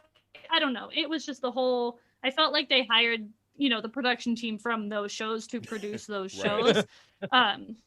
Just thorough and consistent. And I think it's, people, I don't know, it's appreciated. No dislikes for you either. Nah. Sean? It's tough for me because I think they did every era well, to my understanding. Like, I'm born in 88, so I grew up as a kid watching TV in the 90s. Right. But my grandmother was all about the Nick at Night. So I know Rhoda, Dick Van Dyke Show, Mary Tyler Moore, like all of that. I know that like the back of my hand. My favorite was probably that Bewitched Dick Van Dyke era. I really enjoyed that they showed love to Malcolm in the Middle because that show doesn't get enough respect for how good it was and how genre bending it was. But my only complaint is that they didn't have more of a Roseanne like sort of centered episode. Yeah. Because I think that was worthy of its own representation. Yeah. Or included, because even in the Modern Family episode, especially in the intro, there's a lot of Office references. Yeah. And if you look at the camera movement, of course, the camera movements of the Modern Family and the Office are similar. Yeah. But I think Roseanne in particular deserved a little bit more recognition. And if there wasn't the whole Cosby problem, a sort of Cosby Show reference would have made a ton of sense. Vision not just because Vision sweater, like well, not just because Vision is black man. So not just because he's a black man, but like some sort of like Cosby Show nod would have been dope. But I completely understand why they like strayed completely away from that. Right? I don't blame you. But I sound like an MCU homer because I feel like it's easy way out. They like played around with some stuff, but whatever they did well. My only complaint is what they didn't do. And part of that is like fan expectation because they've given us so much subtext and so much detail. We spin these things into things that aren't present, where if there was say like how some shows kind of have like a mid-season break and then come back to like your traditional sitcom, it has a fall run, has a little break over the holidays and comes back for the spring. If they were doing that with this series, they would have definitely changed some things towards the end based on our reception early. Like we've seen them do that. We've seen them do that already. Yeah. But it's like because we're giving them. Like, even the whole thing of, like, Skrulls being on the whiteboard was literally straight out of MCU YouTube. Because everyone was like, what's up with a Skrull? Blah, blah, blah, blah, blah. We know Secret Wars is coming. We know Secret Invasion is coming. Like, something is probably brewing. And that literally felt like a rip, or at least a nod to that sort of community of content creators. So it's like... Yeah, they do a great job with that. I mean, remember in Endgame when Thor chopped Thanos' head off and he was like, what'd you do? He's like, I went for the head. That was directly from the fans. For sure. That was directly from the fans.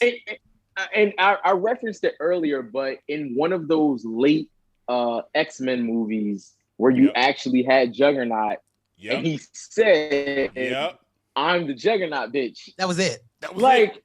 I mean, we're talking about a fan-made like animation voiceover. Come on, made its way into a property.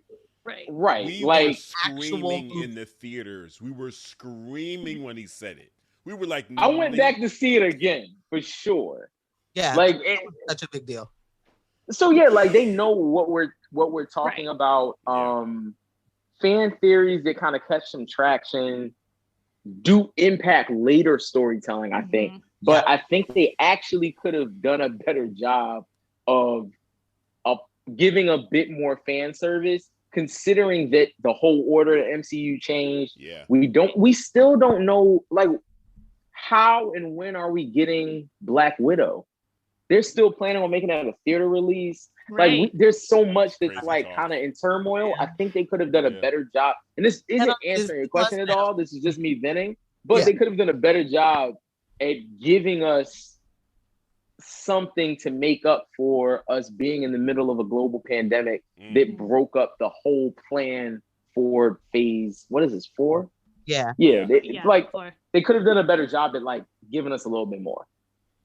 I do not disagree with that, but I also think that maybe with the reworking, that changes certain things, right? Like, so how this wasn't intended to originally go into Doctor Strange or come out of Doctor Strange the way that it is going to now. Like, it does change.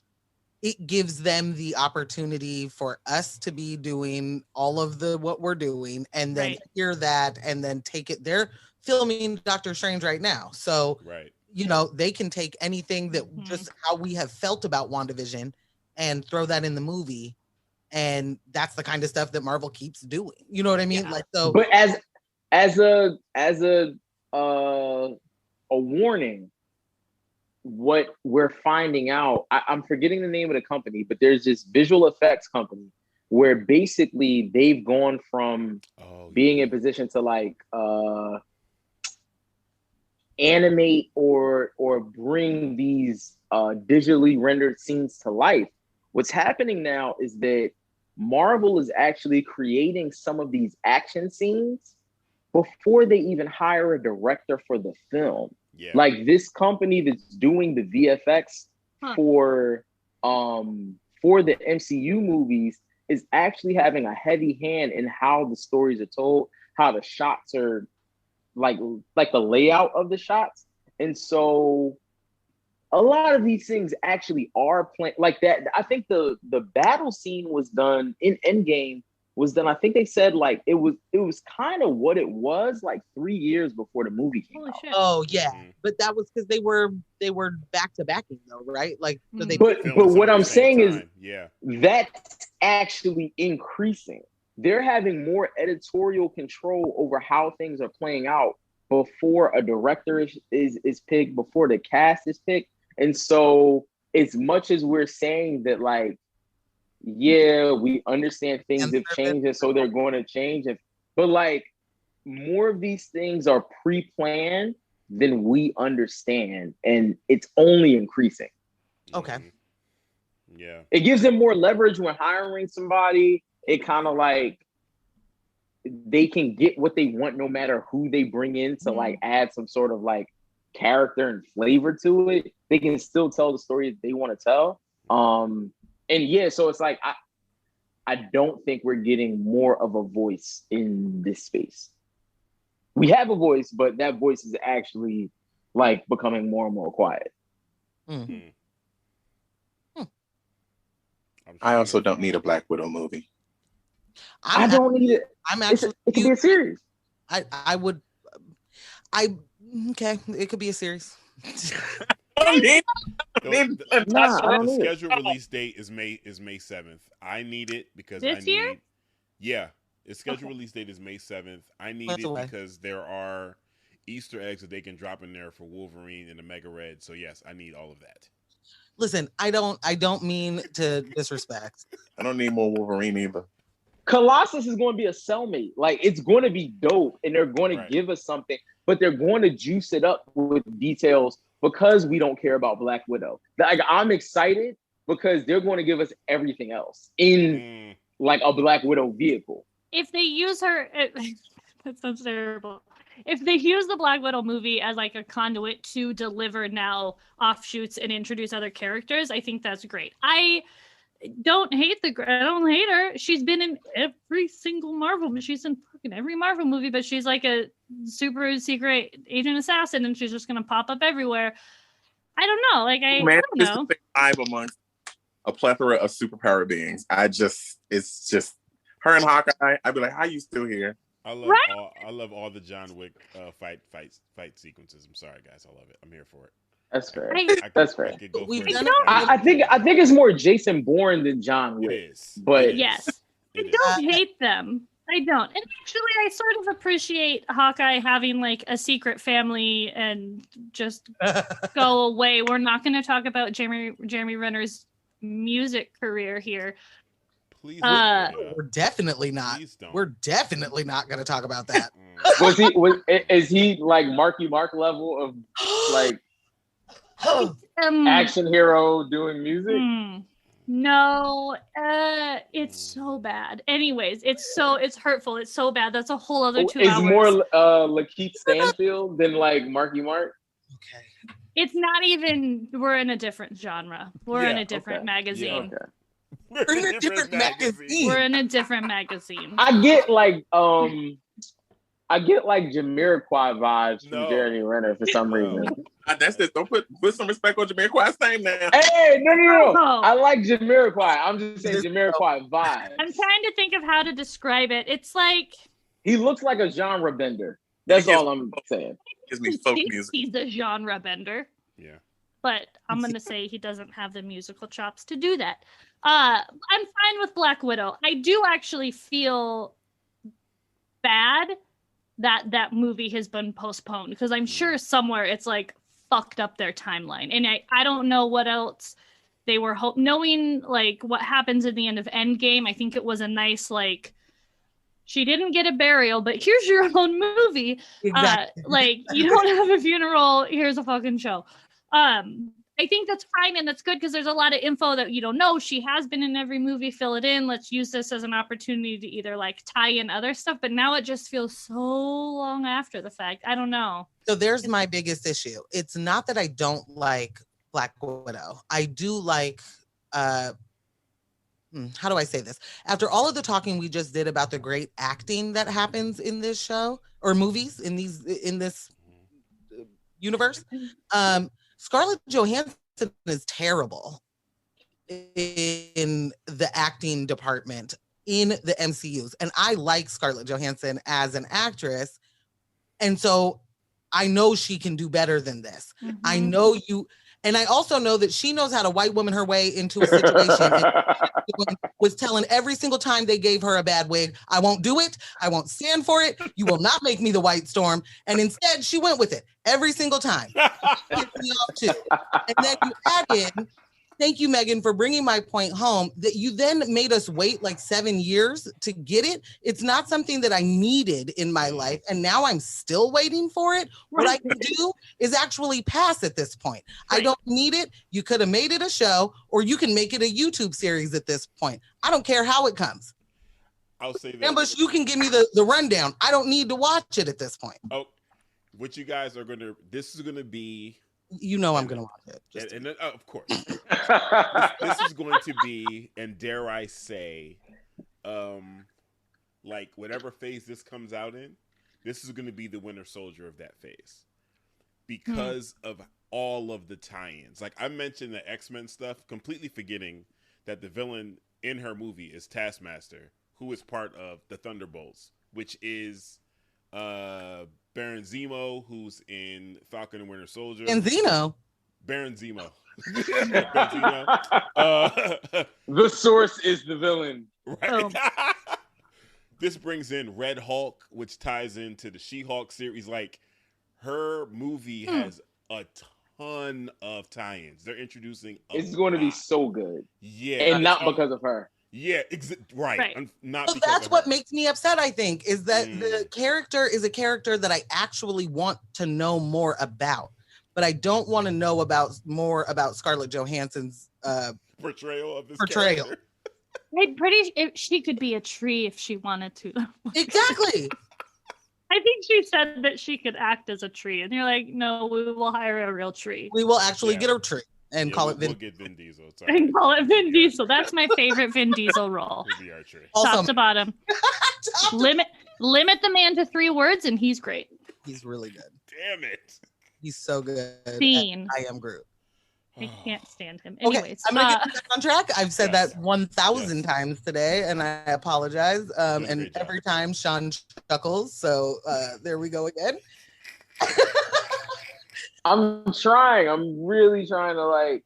But the problem is we've only done this like twice for the season, so it's like bottling up so much excitement. This is the problem. So understand, for listeners that are new, for everyone who's joining us that hasn't heard us before, when we started this show, it was based on Game of Thrones, and so we did an episode every episode, and we started doing this halfway thing with shows that were shorter. Yeah. And so that was. And then we thought, we'll just continue the, halfway points. We'll do 1 through however many, and then so-and-so through however many. And it's true. They all end up being like 3-hour recordings because there's so much to talk about. So you're saying Loki's going to be episode to episode?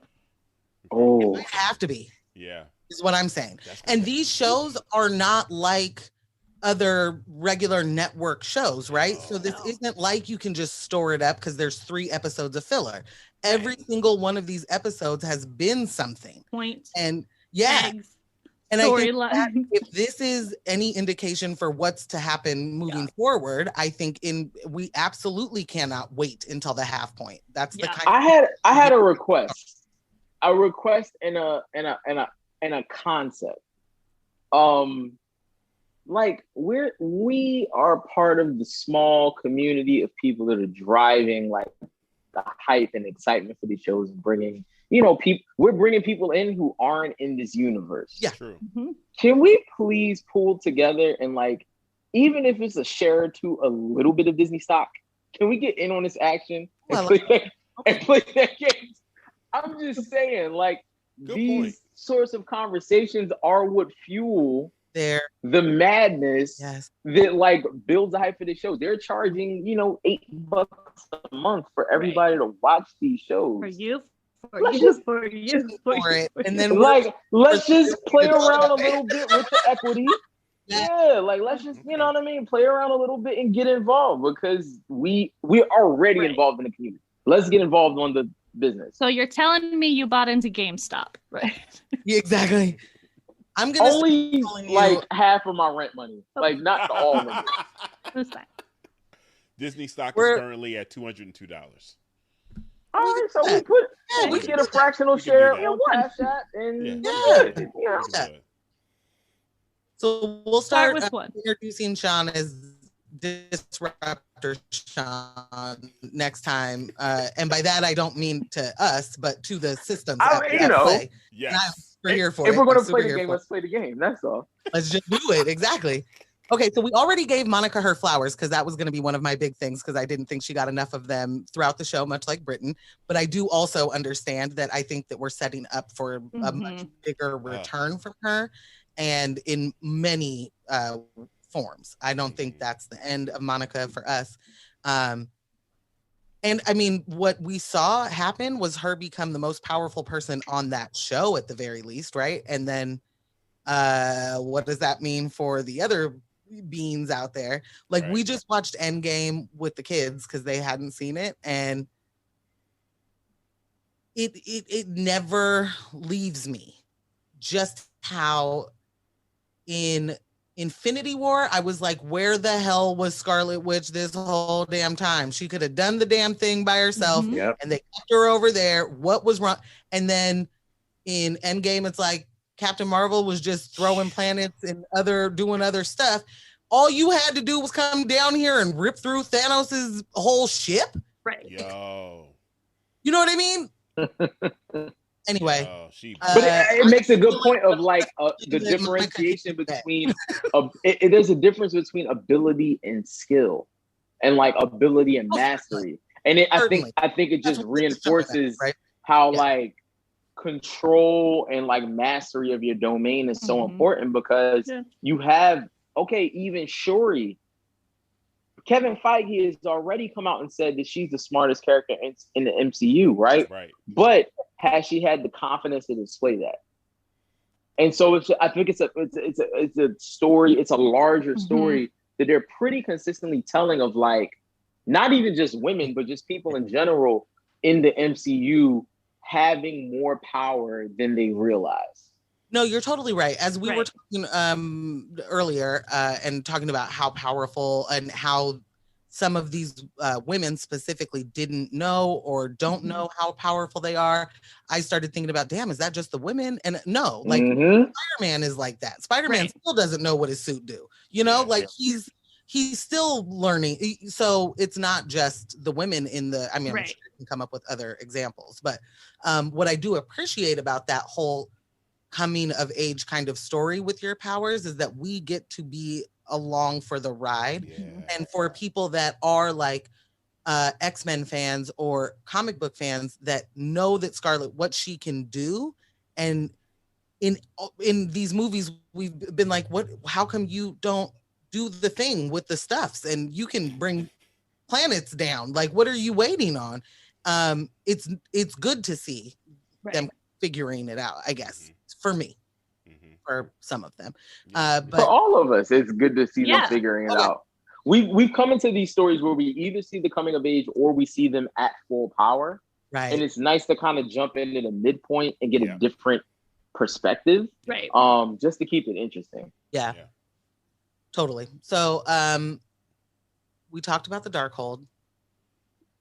Do we have anything that we need to say more about the Darkhold before we move from that? Because the last question is a bigger one. I mean, the Darkhold is kind of like, you know, that's a major. It's a huge because she doesn't know who's behind the door she's opening. Like, you know, that's she can't control what's about to happen. Yeah, Agatha. Go ahead, Britt. I say Agatha told her. Agatha definitely was like, you really don't have no idea what you just unleashed. Like, man, you don't know what you did. You're gonna need me tomorrow. Right. Don't lock me away as Agnes for too long, because you're gonna need me. Right. I did love how they left her there. Like, I'll come back for you, babe. Don't worry about it. When I need, now that the town returned to normal, I was like, she ain't got no house.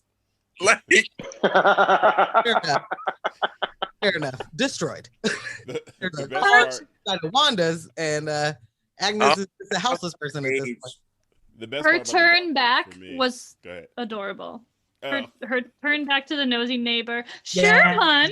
Oh, sure, hun. See you, like, and you saw the pain in her eyes. She was. Oh, yes.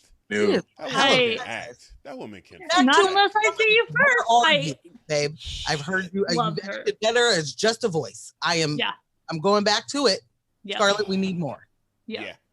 But as Black Widow. Okay. Anyway, Darkhold. Darkhold, like, super important. I love that. I love the timing of them introducing it. We know Blade is coming.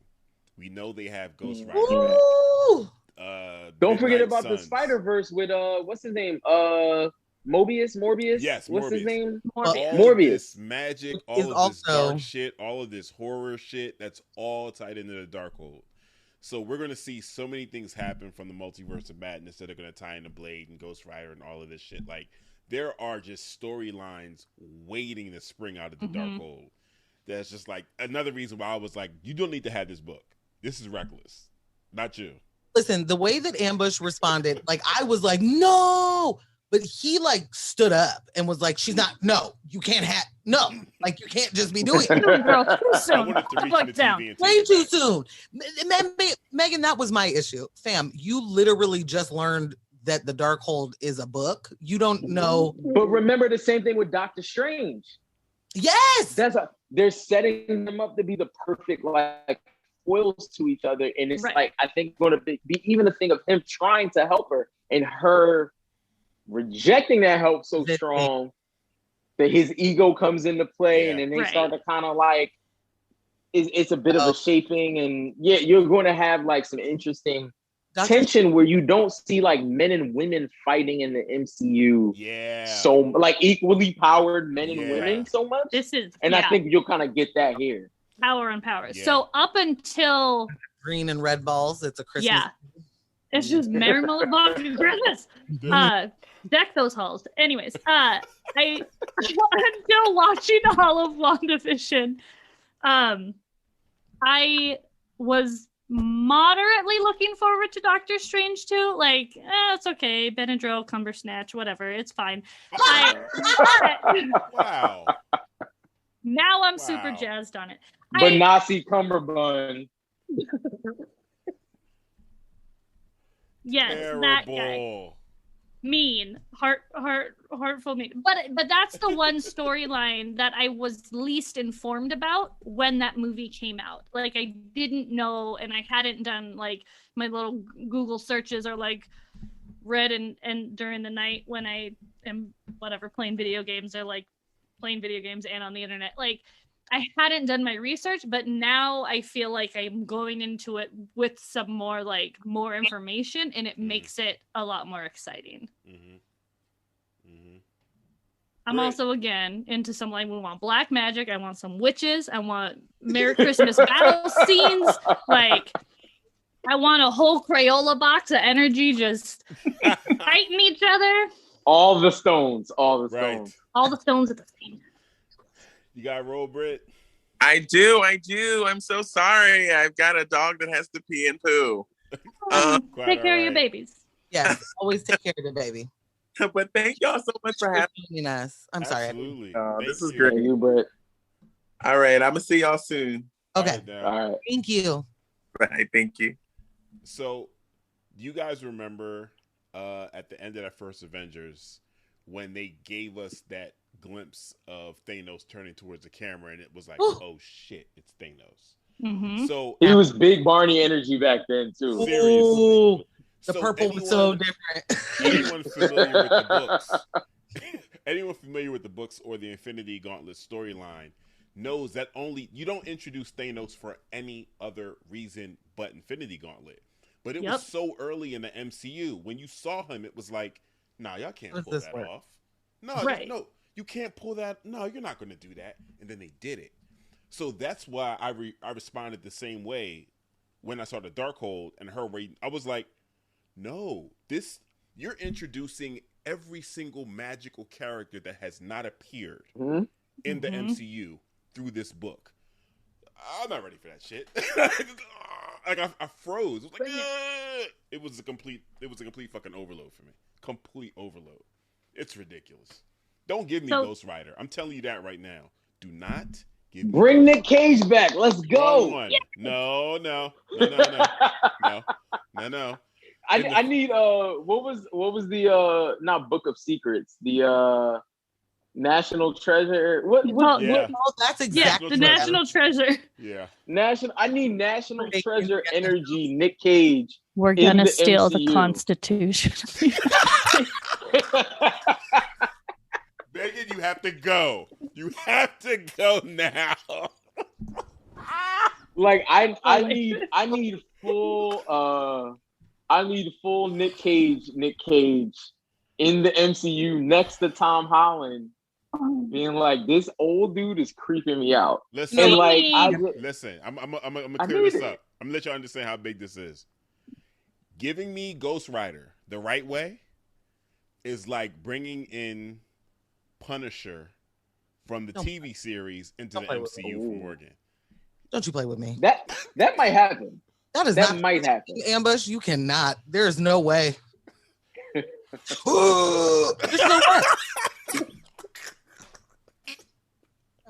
Yo. No. Nobody can like Nick Cage as much as I like the MCU's Punisher. There's no way. Bruh. They gave us so many bad Punishers. Then that happened. And it was like, they did. Holy shit. And then they found the Punisher. And if they ever use another Punisher, I don't know, maybe I boycott. That's my No, they might fake Pietro him. And he might be a part of the multiverse. He might be a part of Secret Wars. Like the MCU is rich enough to where they can throw away good acting as like just an Easter egg. But here's the thing. Like I think you're going to see Jessica Jones again and like all of these people, but just on like a little like sideline thing and just play around. They confirmed the actor that played Daredevil for Spider-Man 3. Like they are bringing these actors over. They better do not play. They're bringing these actors over. Because also, I don't want to see another Jessica Jones. I love that lady now. I don't. Yeah. I love her. Just don't let Luke Cage dab again, and I'm okay. Listen, we can recast Luke Cage, and we can also recast Luke Cage. Put his elbow to his face, and I was done with him at that moment. He might as well have been the Hulk saying dab at that point, but he was in real life being a black man dabbing. Like the only thing that could have been worse was like a Harlem Shake after. Exactly. Chicken noodle soup. Yeah. I'd be fine. I'd be fine with a Luke Cage recast, only because he legit got on my nerves a lot in that. He just. I am moving. We're straying way too far. Okay. Oh no, we've fringed. We're fringing. Sorry, Fred. So. It's the multiverse. It's messing with our brains. Multiverse. It's the multiverse. So I was gonna say this because we all had theories. We all had predictions, right? And this is the best way to end it. Where the hell did your theories and your predictions end up? Like, we know because we did episodes 1 through 4 where our predictions were. Mm-hmm. Megan, we got Dottie from you. You give us your other ones if you have other ones. Like, where did they go? Any of them come true? Well, so the I really thought there was going to be an either Mephisto physically in the show, like as the like final episode of like, instead of Agatha all along, I thought maybe they would jump up and do a Mephisto reveal, but I think it's still in there. I think that's a longer Marvel game. I don't know. And then I thought maybe once I saw Evan Peters, I thought they were going to do that X-Men tie-in a lot earlier. And I was like, I don't know. I feel like you need to there needs to be an education before you get to like such a hard crossover. But I think it's fine. I felt, again, I went into this thinking that this episode was supposed to act as a filler before we're allowed to go back into a movie theater and watch these big blockbusters. So I had gone into it anticipating it to be like just a soft flow to like get us ready for Doctor Strange 2 and Marvel 2. Or Captain Marvel, you know what I'm talking about. So they kind of ended where I wanted it to, but a lot more black magic than I was hoping for, and I'm happy about it. Gotcha. Let me see. I definitely I thought we were going to get Doctor Strange. I definitely did.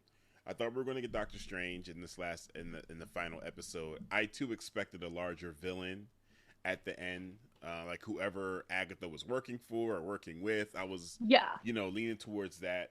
And then watching some of the other content creators and watching some of their theories, someone came up. It was it New Rock Stars? Yeah, Evan Voss from New Rock Stars. He presented the idea that as the hex changes people as they go through it and changes them to the appropriate time period. He mentioned that there was in the Agatha All Along when they were just no, it was in episode 8 when Agatha was clapping in the crowd. Mm-hmm. That he looked at one of the signs and did a zoom in on it, and it gave the date of 2013 for that time period they were acting out for that episode.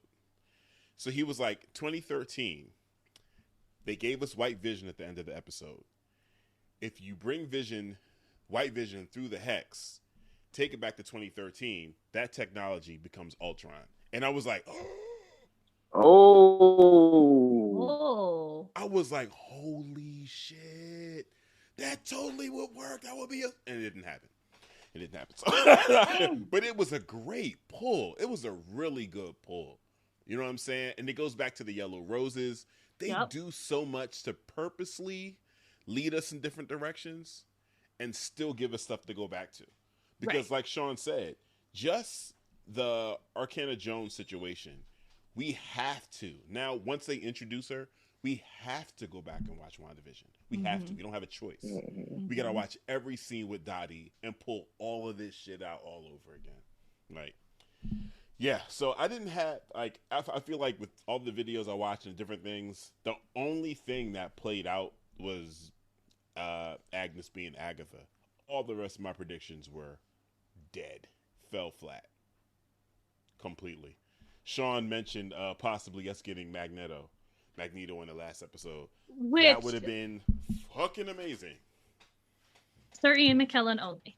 Yeah, exactly. That's all I would have accepted. Honestly, even a Michael Fassbender would have been like satisfactory to me. I suppose if they because it would have been even more of a play toward, but it would have been more of a play towards a multiverse, right? Yeah. And towards more of a long, like, even if they would have went with a younger version of Magneto or something like that, would have been interesting. Yeah, I did see earlier this week. Over the weekend, the actor that plays the youngest version of Nightcrawler. Yeah. Oh, yeah. He's working on something, and his agent was like super quiet about it. And it was another comic book content creator video channel that was interviewing him, and his agent came back and was like, "We need you to edit this, and out of it." And I was like,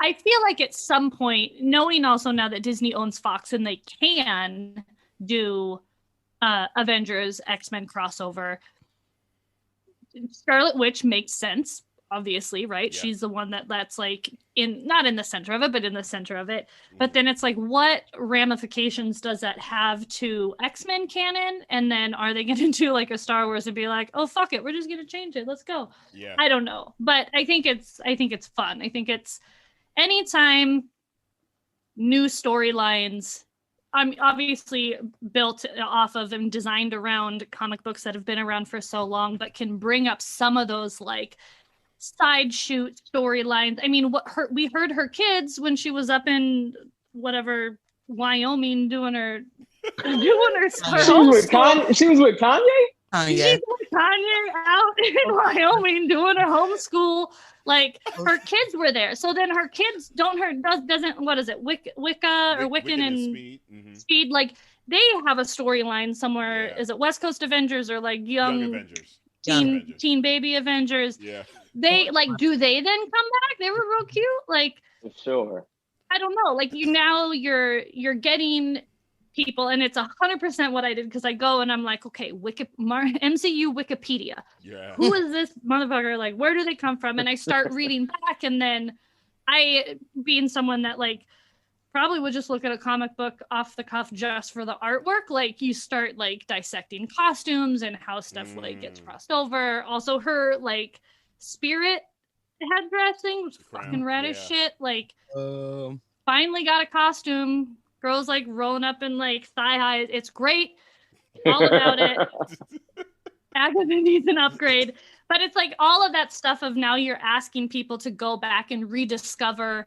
Maybe it's stuff that your older siblings read, if your parents were in a comic. I don't know. I just think there's a lot of cool opportunities and storylines for them to tap into and elaborate on. But also don't mess up Blade. I think you just Mahershala? You can't mess up Blade with Mahershala, right? No, you can't.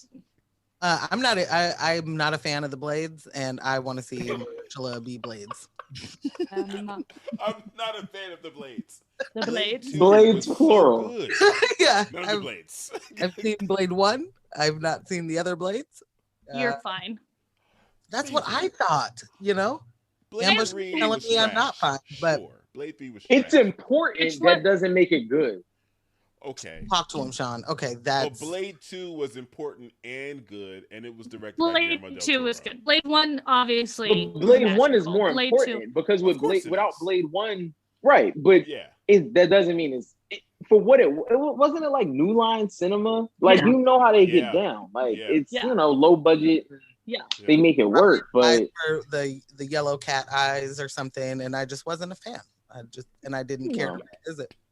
Pull out your glow sticks and have some fun. Like, you know what I mean? It's a rave. Like, what you want to do? If I would have followed through with my actions as like a 17, 18-year-old, I would have a Deacon Frost tattoo somewhere. And maybe I'm upset that I don't have that right now. There's still time. Mother. There's still time. There's always time. Get your That's what we learned today. Oh, always time. I'm just gonna. I just wanted to bring that back around where you were saying there's certain things that happen that make you research and revisit and all of that. And then you mentioned how Wanda finally got an outfit, and then she went to the mall. She went to the mall and she got a superhero outfit. Westview Mall. Westview Mall. I think it's called Deb 2. It's not the regular. Wait, what was that other store y'all had that was like the match to Chess King for women? What was it? Oh no, Rainbow? Is that the? Oh, it was... I don't know what Chess King is. Sorry. There was Deb and. No, I don't know Chess King. Chess King is where we got our rayon shirts from. Okay, so Mr. Rags here. Okay. Okay. We didn't have an equivalent, ladies, or Black and don't know. Oh man, Mr. Rags. Yeah, that was a whole store with. That's where you went and got your rayon. All the dudes went and got their rayon. Was it Rags with a Z? No. No, I don't think so. It was definitely like a zoot suit style dude that yeah that started, or I don't know. There was a lot of long wallet chains. A lot of long wallet chains. A lot of long wallet chains. Portland 2 Electric Boogaloo.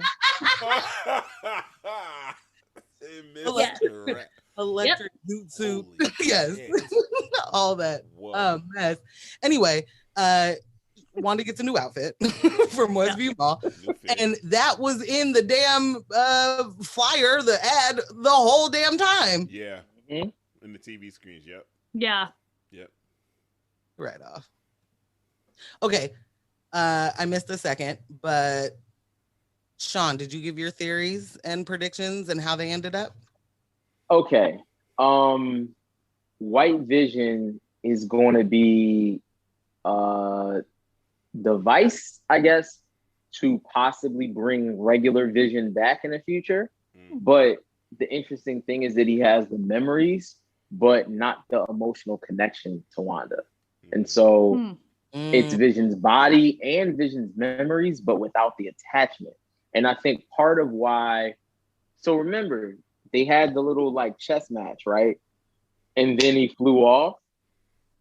Part of that was like, our Hex Vision didn't want to burden Vision with the responsibility of taking care of Wanda and being attached, because that's just not the reality that he knew. And he essentially was giving him the chance to like explore the world on his own.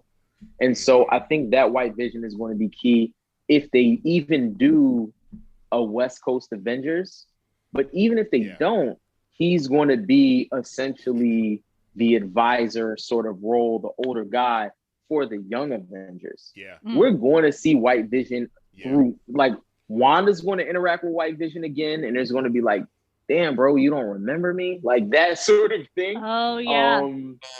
Just trying to like, she's going to, I think her part of her breaking is her having Vision physically, but not emotionally. It's going to force her to move on. Yeah. Yeah, but I don't think Wanda hasn't displayed the capability of moving on. Like, I don't think we're going to see that. And so I think he's super important, but he can kind of like approach things from a fresh perspective and still be super powerful and just kind of floating out there. He can pull up at any moment. When Galactus pulls up, White Vision might just pop up in the fight. Just like how Spider-Man popped up in Civil War. Like, White Vision is liable to do that at any moment. I think you have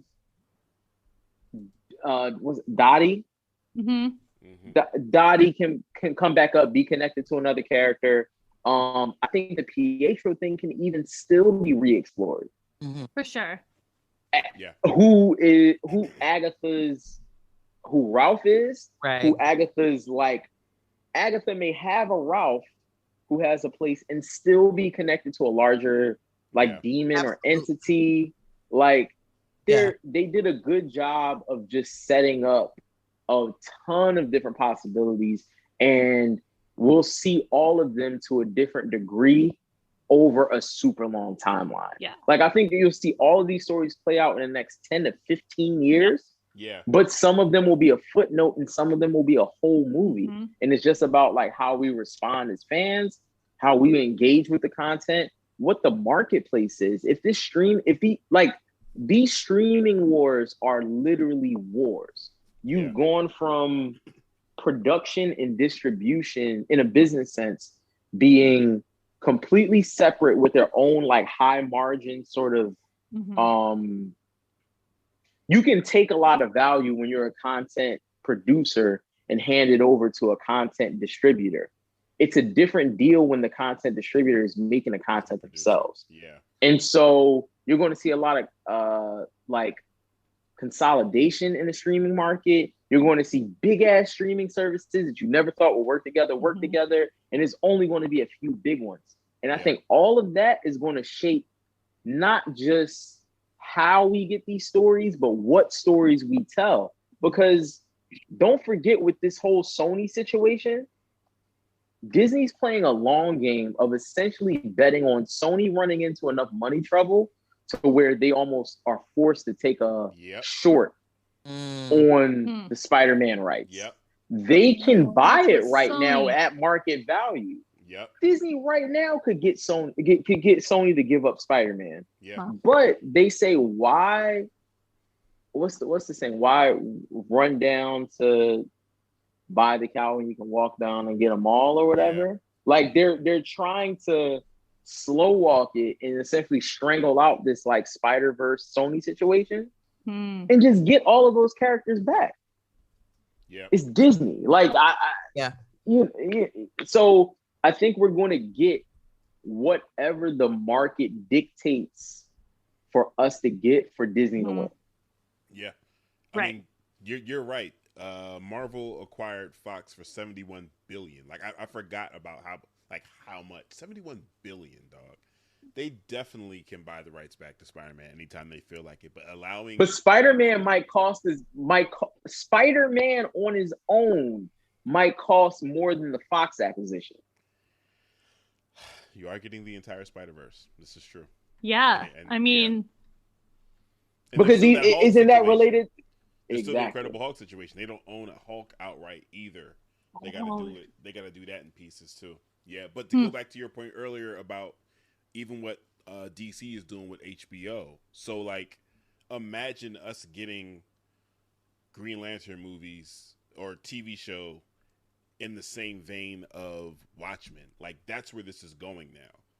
We're getting all these DC shows are moving to that level of quality. It's going to be crazy. It's going to be insane. I couldn't even. Yeah. But they want us to give up that $10 a month every month, 100 million consumers. Right. Like that. It's not a sideline business now. It's not a way to sell ad space and to just fill up airtime.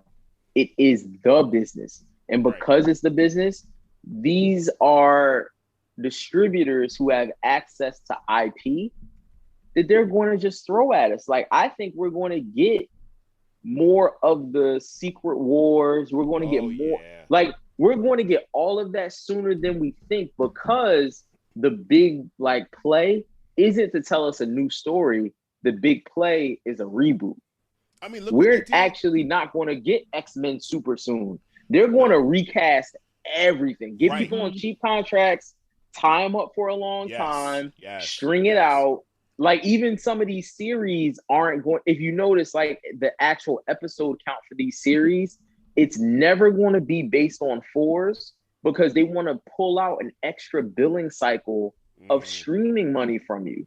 They're going to hit you with 9 episodes, 10 episodes, 11 episodes, but not 12. Maybe 13, but not 12, 11. Right. Like, it's all going to be tied to like, what's the real business model that's driving this shit right now? Yeah.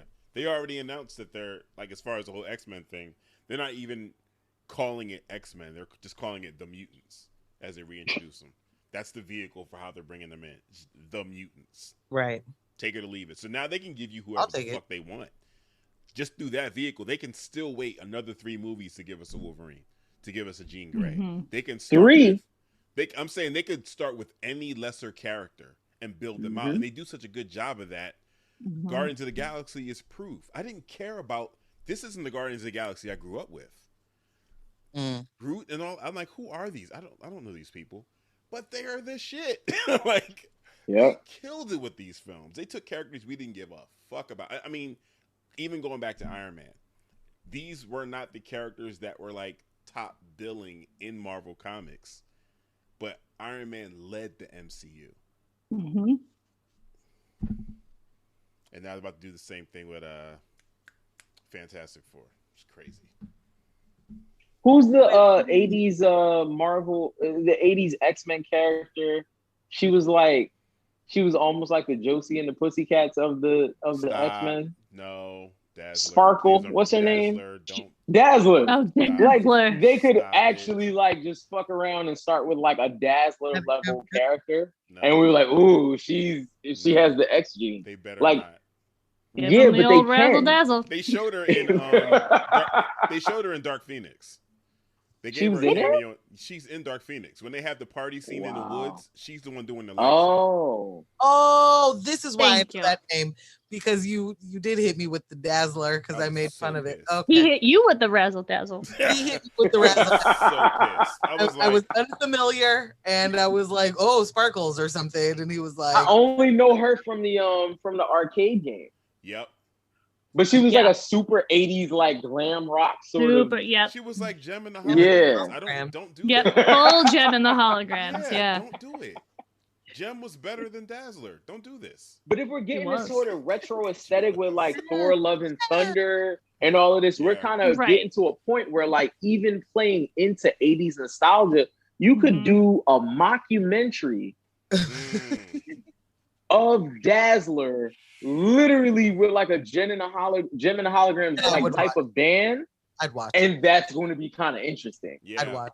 Yeah. Like, no, actually sign me up. Like that. Just they can do, and they built this as a vehicle to tell stories in any genre imaginable, and justify it, tying it into the lore and history of the MCU. Right.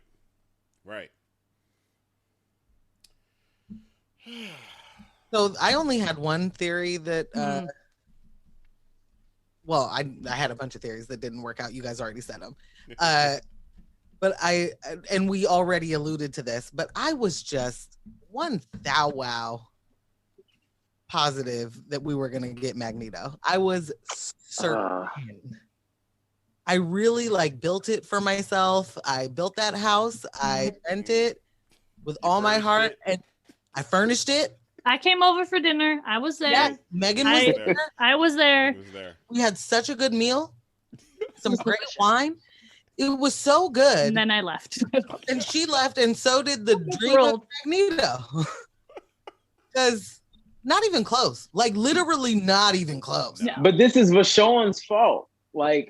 Thank you, ViShawn. It was ViShawn all along. It was ViShawn all along. That's the name of the episode. Paul Bettany teasing that it's like a Luke Skywalker. Yeah, but him trolling, and the great cameo was himself. Rude. That's who it was. It was funny. Love that and hate it so much. I know. He's like, I am that cool. I mean, but I think he almost told on himself because he said it was an actor that I hadn't worked with before. And I can't remember if it was Ian McKellen or Fassbender, but he had worked with one of them before. He worked with Fassbender, and that's why I thought that I was getting OG Magneto. Our Lord and Savior, Sir Ian McKellen. Yes. But when he said that, it made me think that we just won't see the character. And I'm just like, well, where the hell are we going? Right. Him trolling it being himself. I'm not even mad because of how good of a troll it was. He got. We all do what we do, and they know that we do what we do, right? They know that that we're listening and we're hanging on every single one of those words. Oh my God, you said what? Okay, now we're down the rabbit hole of who has Paul Bettany worked with and not worked with. I need to go watch this entire film out. People were thinking it was going to be an Al Pacino cameo. Because it was one random interview where he was like, "That's my favorite actor." Yes. It goes so nuts so fast They know that. He knows that. It's a troll. I was expecting Al Pacino as old Nightcrawler with like the worst Scarface accent of all time. Do you know what Nightcrawler can do? Don't disrespect. I know, but you also heard Nightcrawler's like accent. Is today? Don't disrespect my man's. Do you see? I'm just saying. Do you see what we're doing here? Did you listen to the Al Pacino Scarface accent? If you imagine Al Pacino is playing old man, just as old man Logan, old man Nightcrawler as Al Pacino, it was on the table. Anything can happen in the MCU. You know what I just highly dislike about Sean's ability to like, you start me on a 10 because you're literally coming with 1000% bullshit. And then at some point in the bullshit, you make sense of it. And I'm like now kind of interested. And I don't want Al Pacino. There's a nugget of truth. But this is what I'm saying. I don't want Al old man Nightcrawler as being old man Nightcrawler, but now he's like hanging in the corner looking creepy like Travis Scott, and you're just like, what happened? Kylie Jenner. Yeah. So yeah, that's your superpower. I don't know what we call it. That's a good one.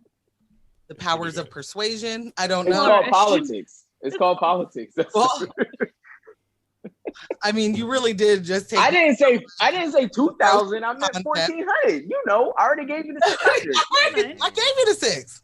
It's the same thing. If I gave you 16, if I gave you 6 3 months ago and then give you the 14 now, it's like I gave you 2,000 and I said you would. You know how to count that? Y'all live off of 7.25 an hour. It's fine. It's work. No big deal. What do you think you're supposed to buy a house on that? No, those are for kids, dummy. Don't trip, y'all. Why do you even have that job? You're an adult. Anyway. Everyone grab those boots. We're going to go pull ourselves up in the back. Only Magneto could pull himself up by his bootstraps because of the metal. True fact. The only person. Steel-toed boots, in fact. Oh my God. This ended on exactly my note. I cannot thank you guys enough for joining us for such a rousing episode. So good. You guys are amazing. Thank you. Seriously. I cannot wait for the next Marvel movie. Maybe we'll do some bonus content another time of predictions of what's going to happen. And, you know, we also have Falcon and Winter Soldier kind of cranking up soon. Oh, no, that's soon. Next week. That's a definite. That's we're right back at that. I think that's going to be a little bit more straightforward, but we'll get some cool stuff in there. For sure. I also think that would be a good one to test our theory on should we be doing every episode. Yeah.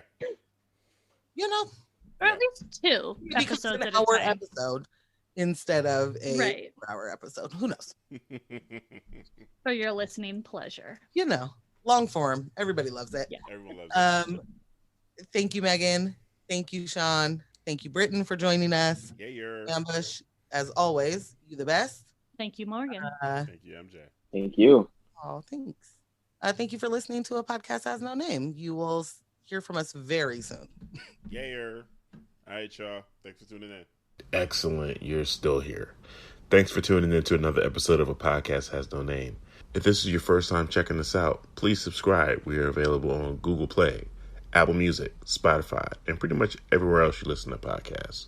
Follow us on Instagram and Facebook at Podcast Has No Name. Deuces. Oh, great. You're still there. Thank you for listening to another episode of A Podcast Has No Name. If this is your first time checking us out, please make sure you subscribe. We're on Apple Music, Spotify, Google, all the places where you listen to podcasts. And follow us on Instagram and Facebook. Podcast Has No Name. Deuces. Subscribe, please. Click and comment.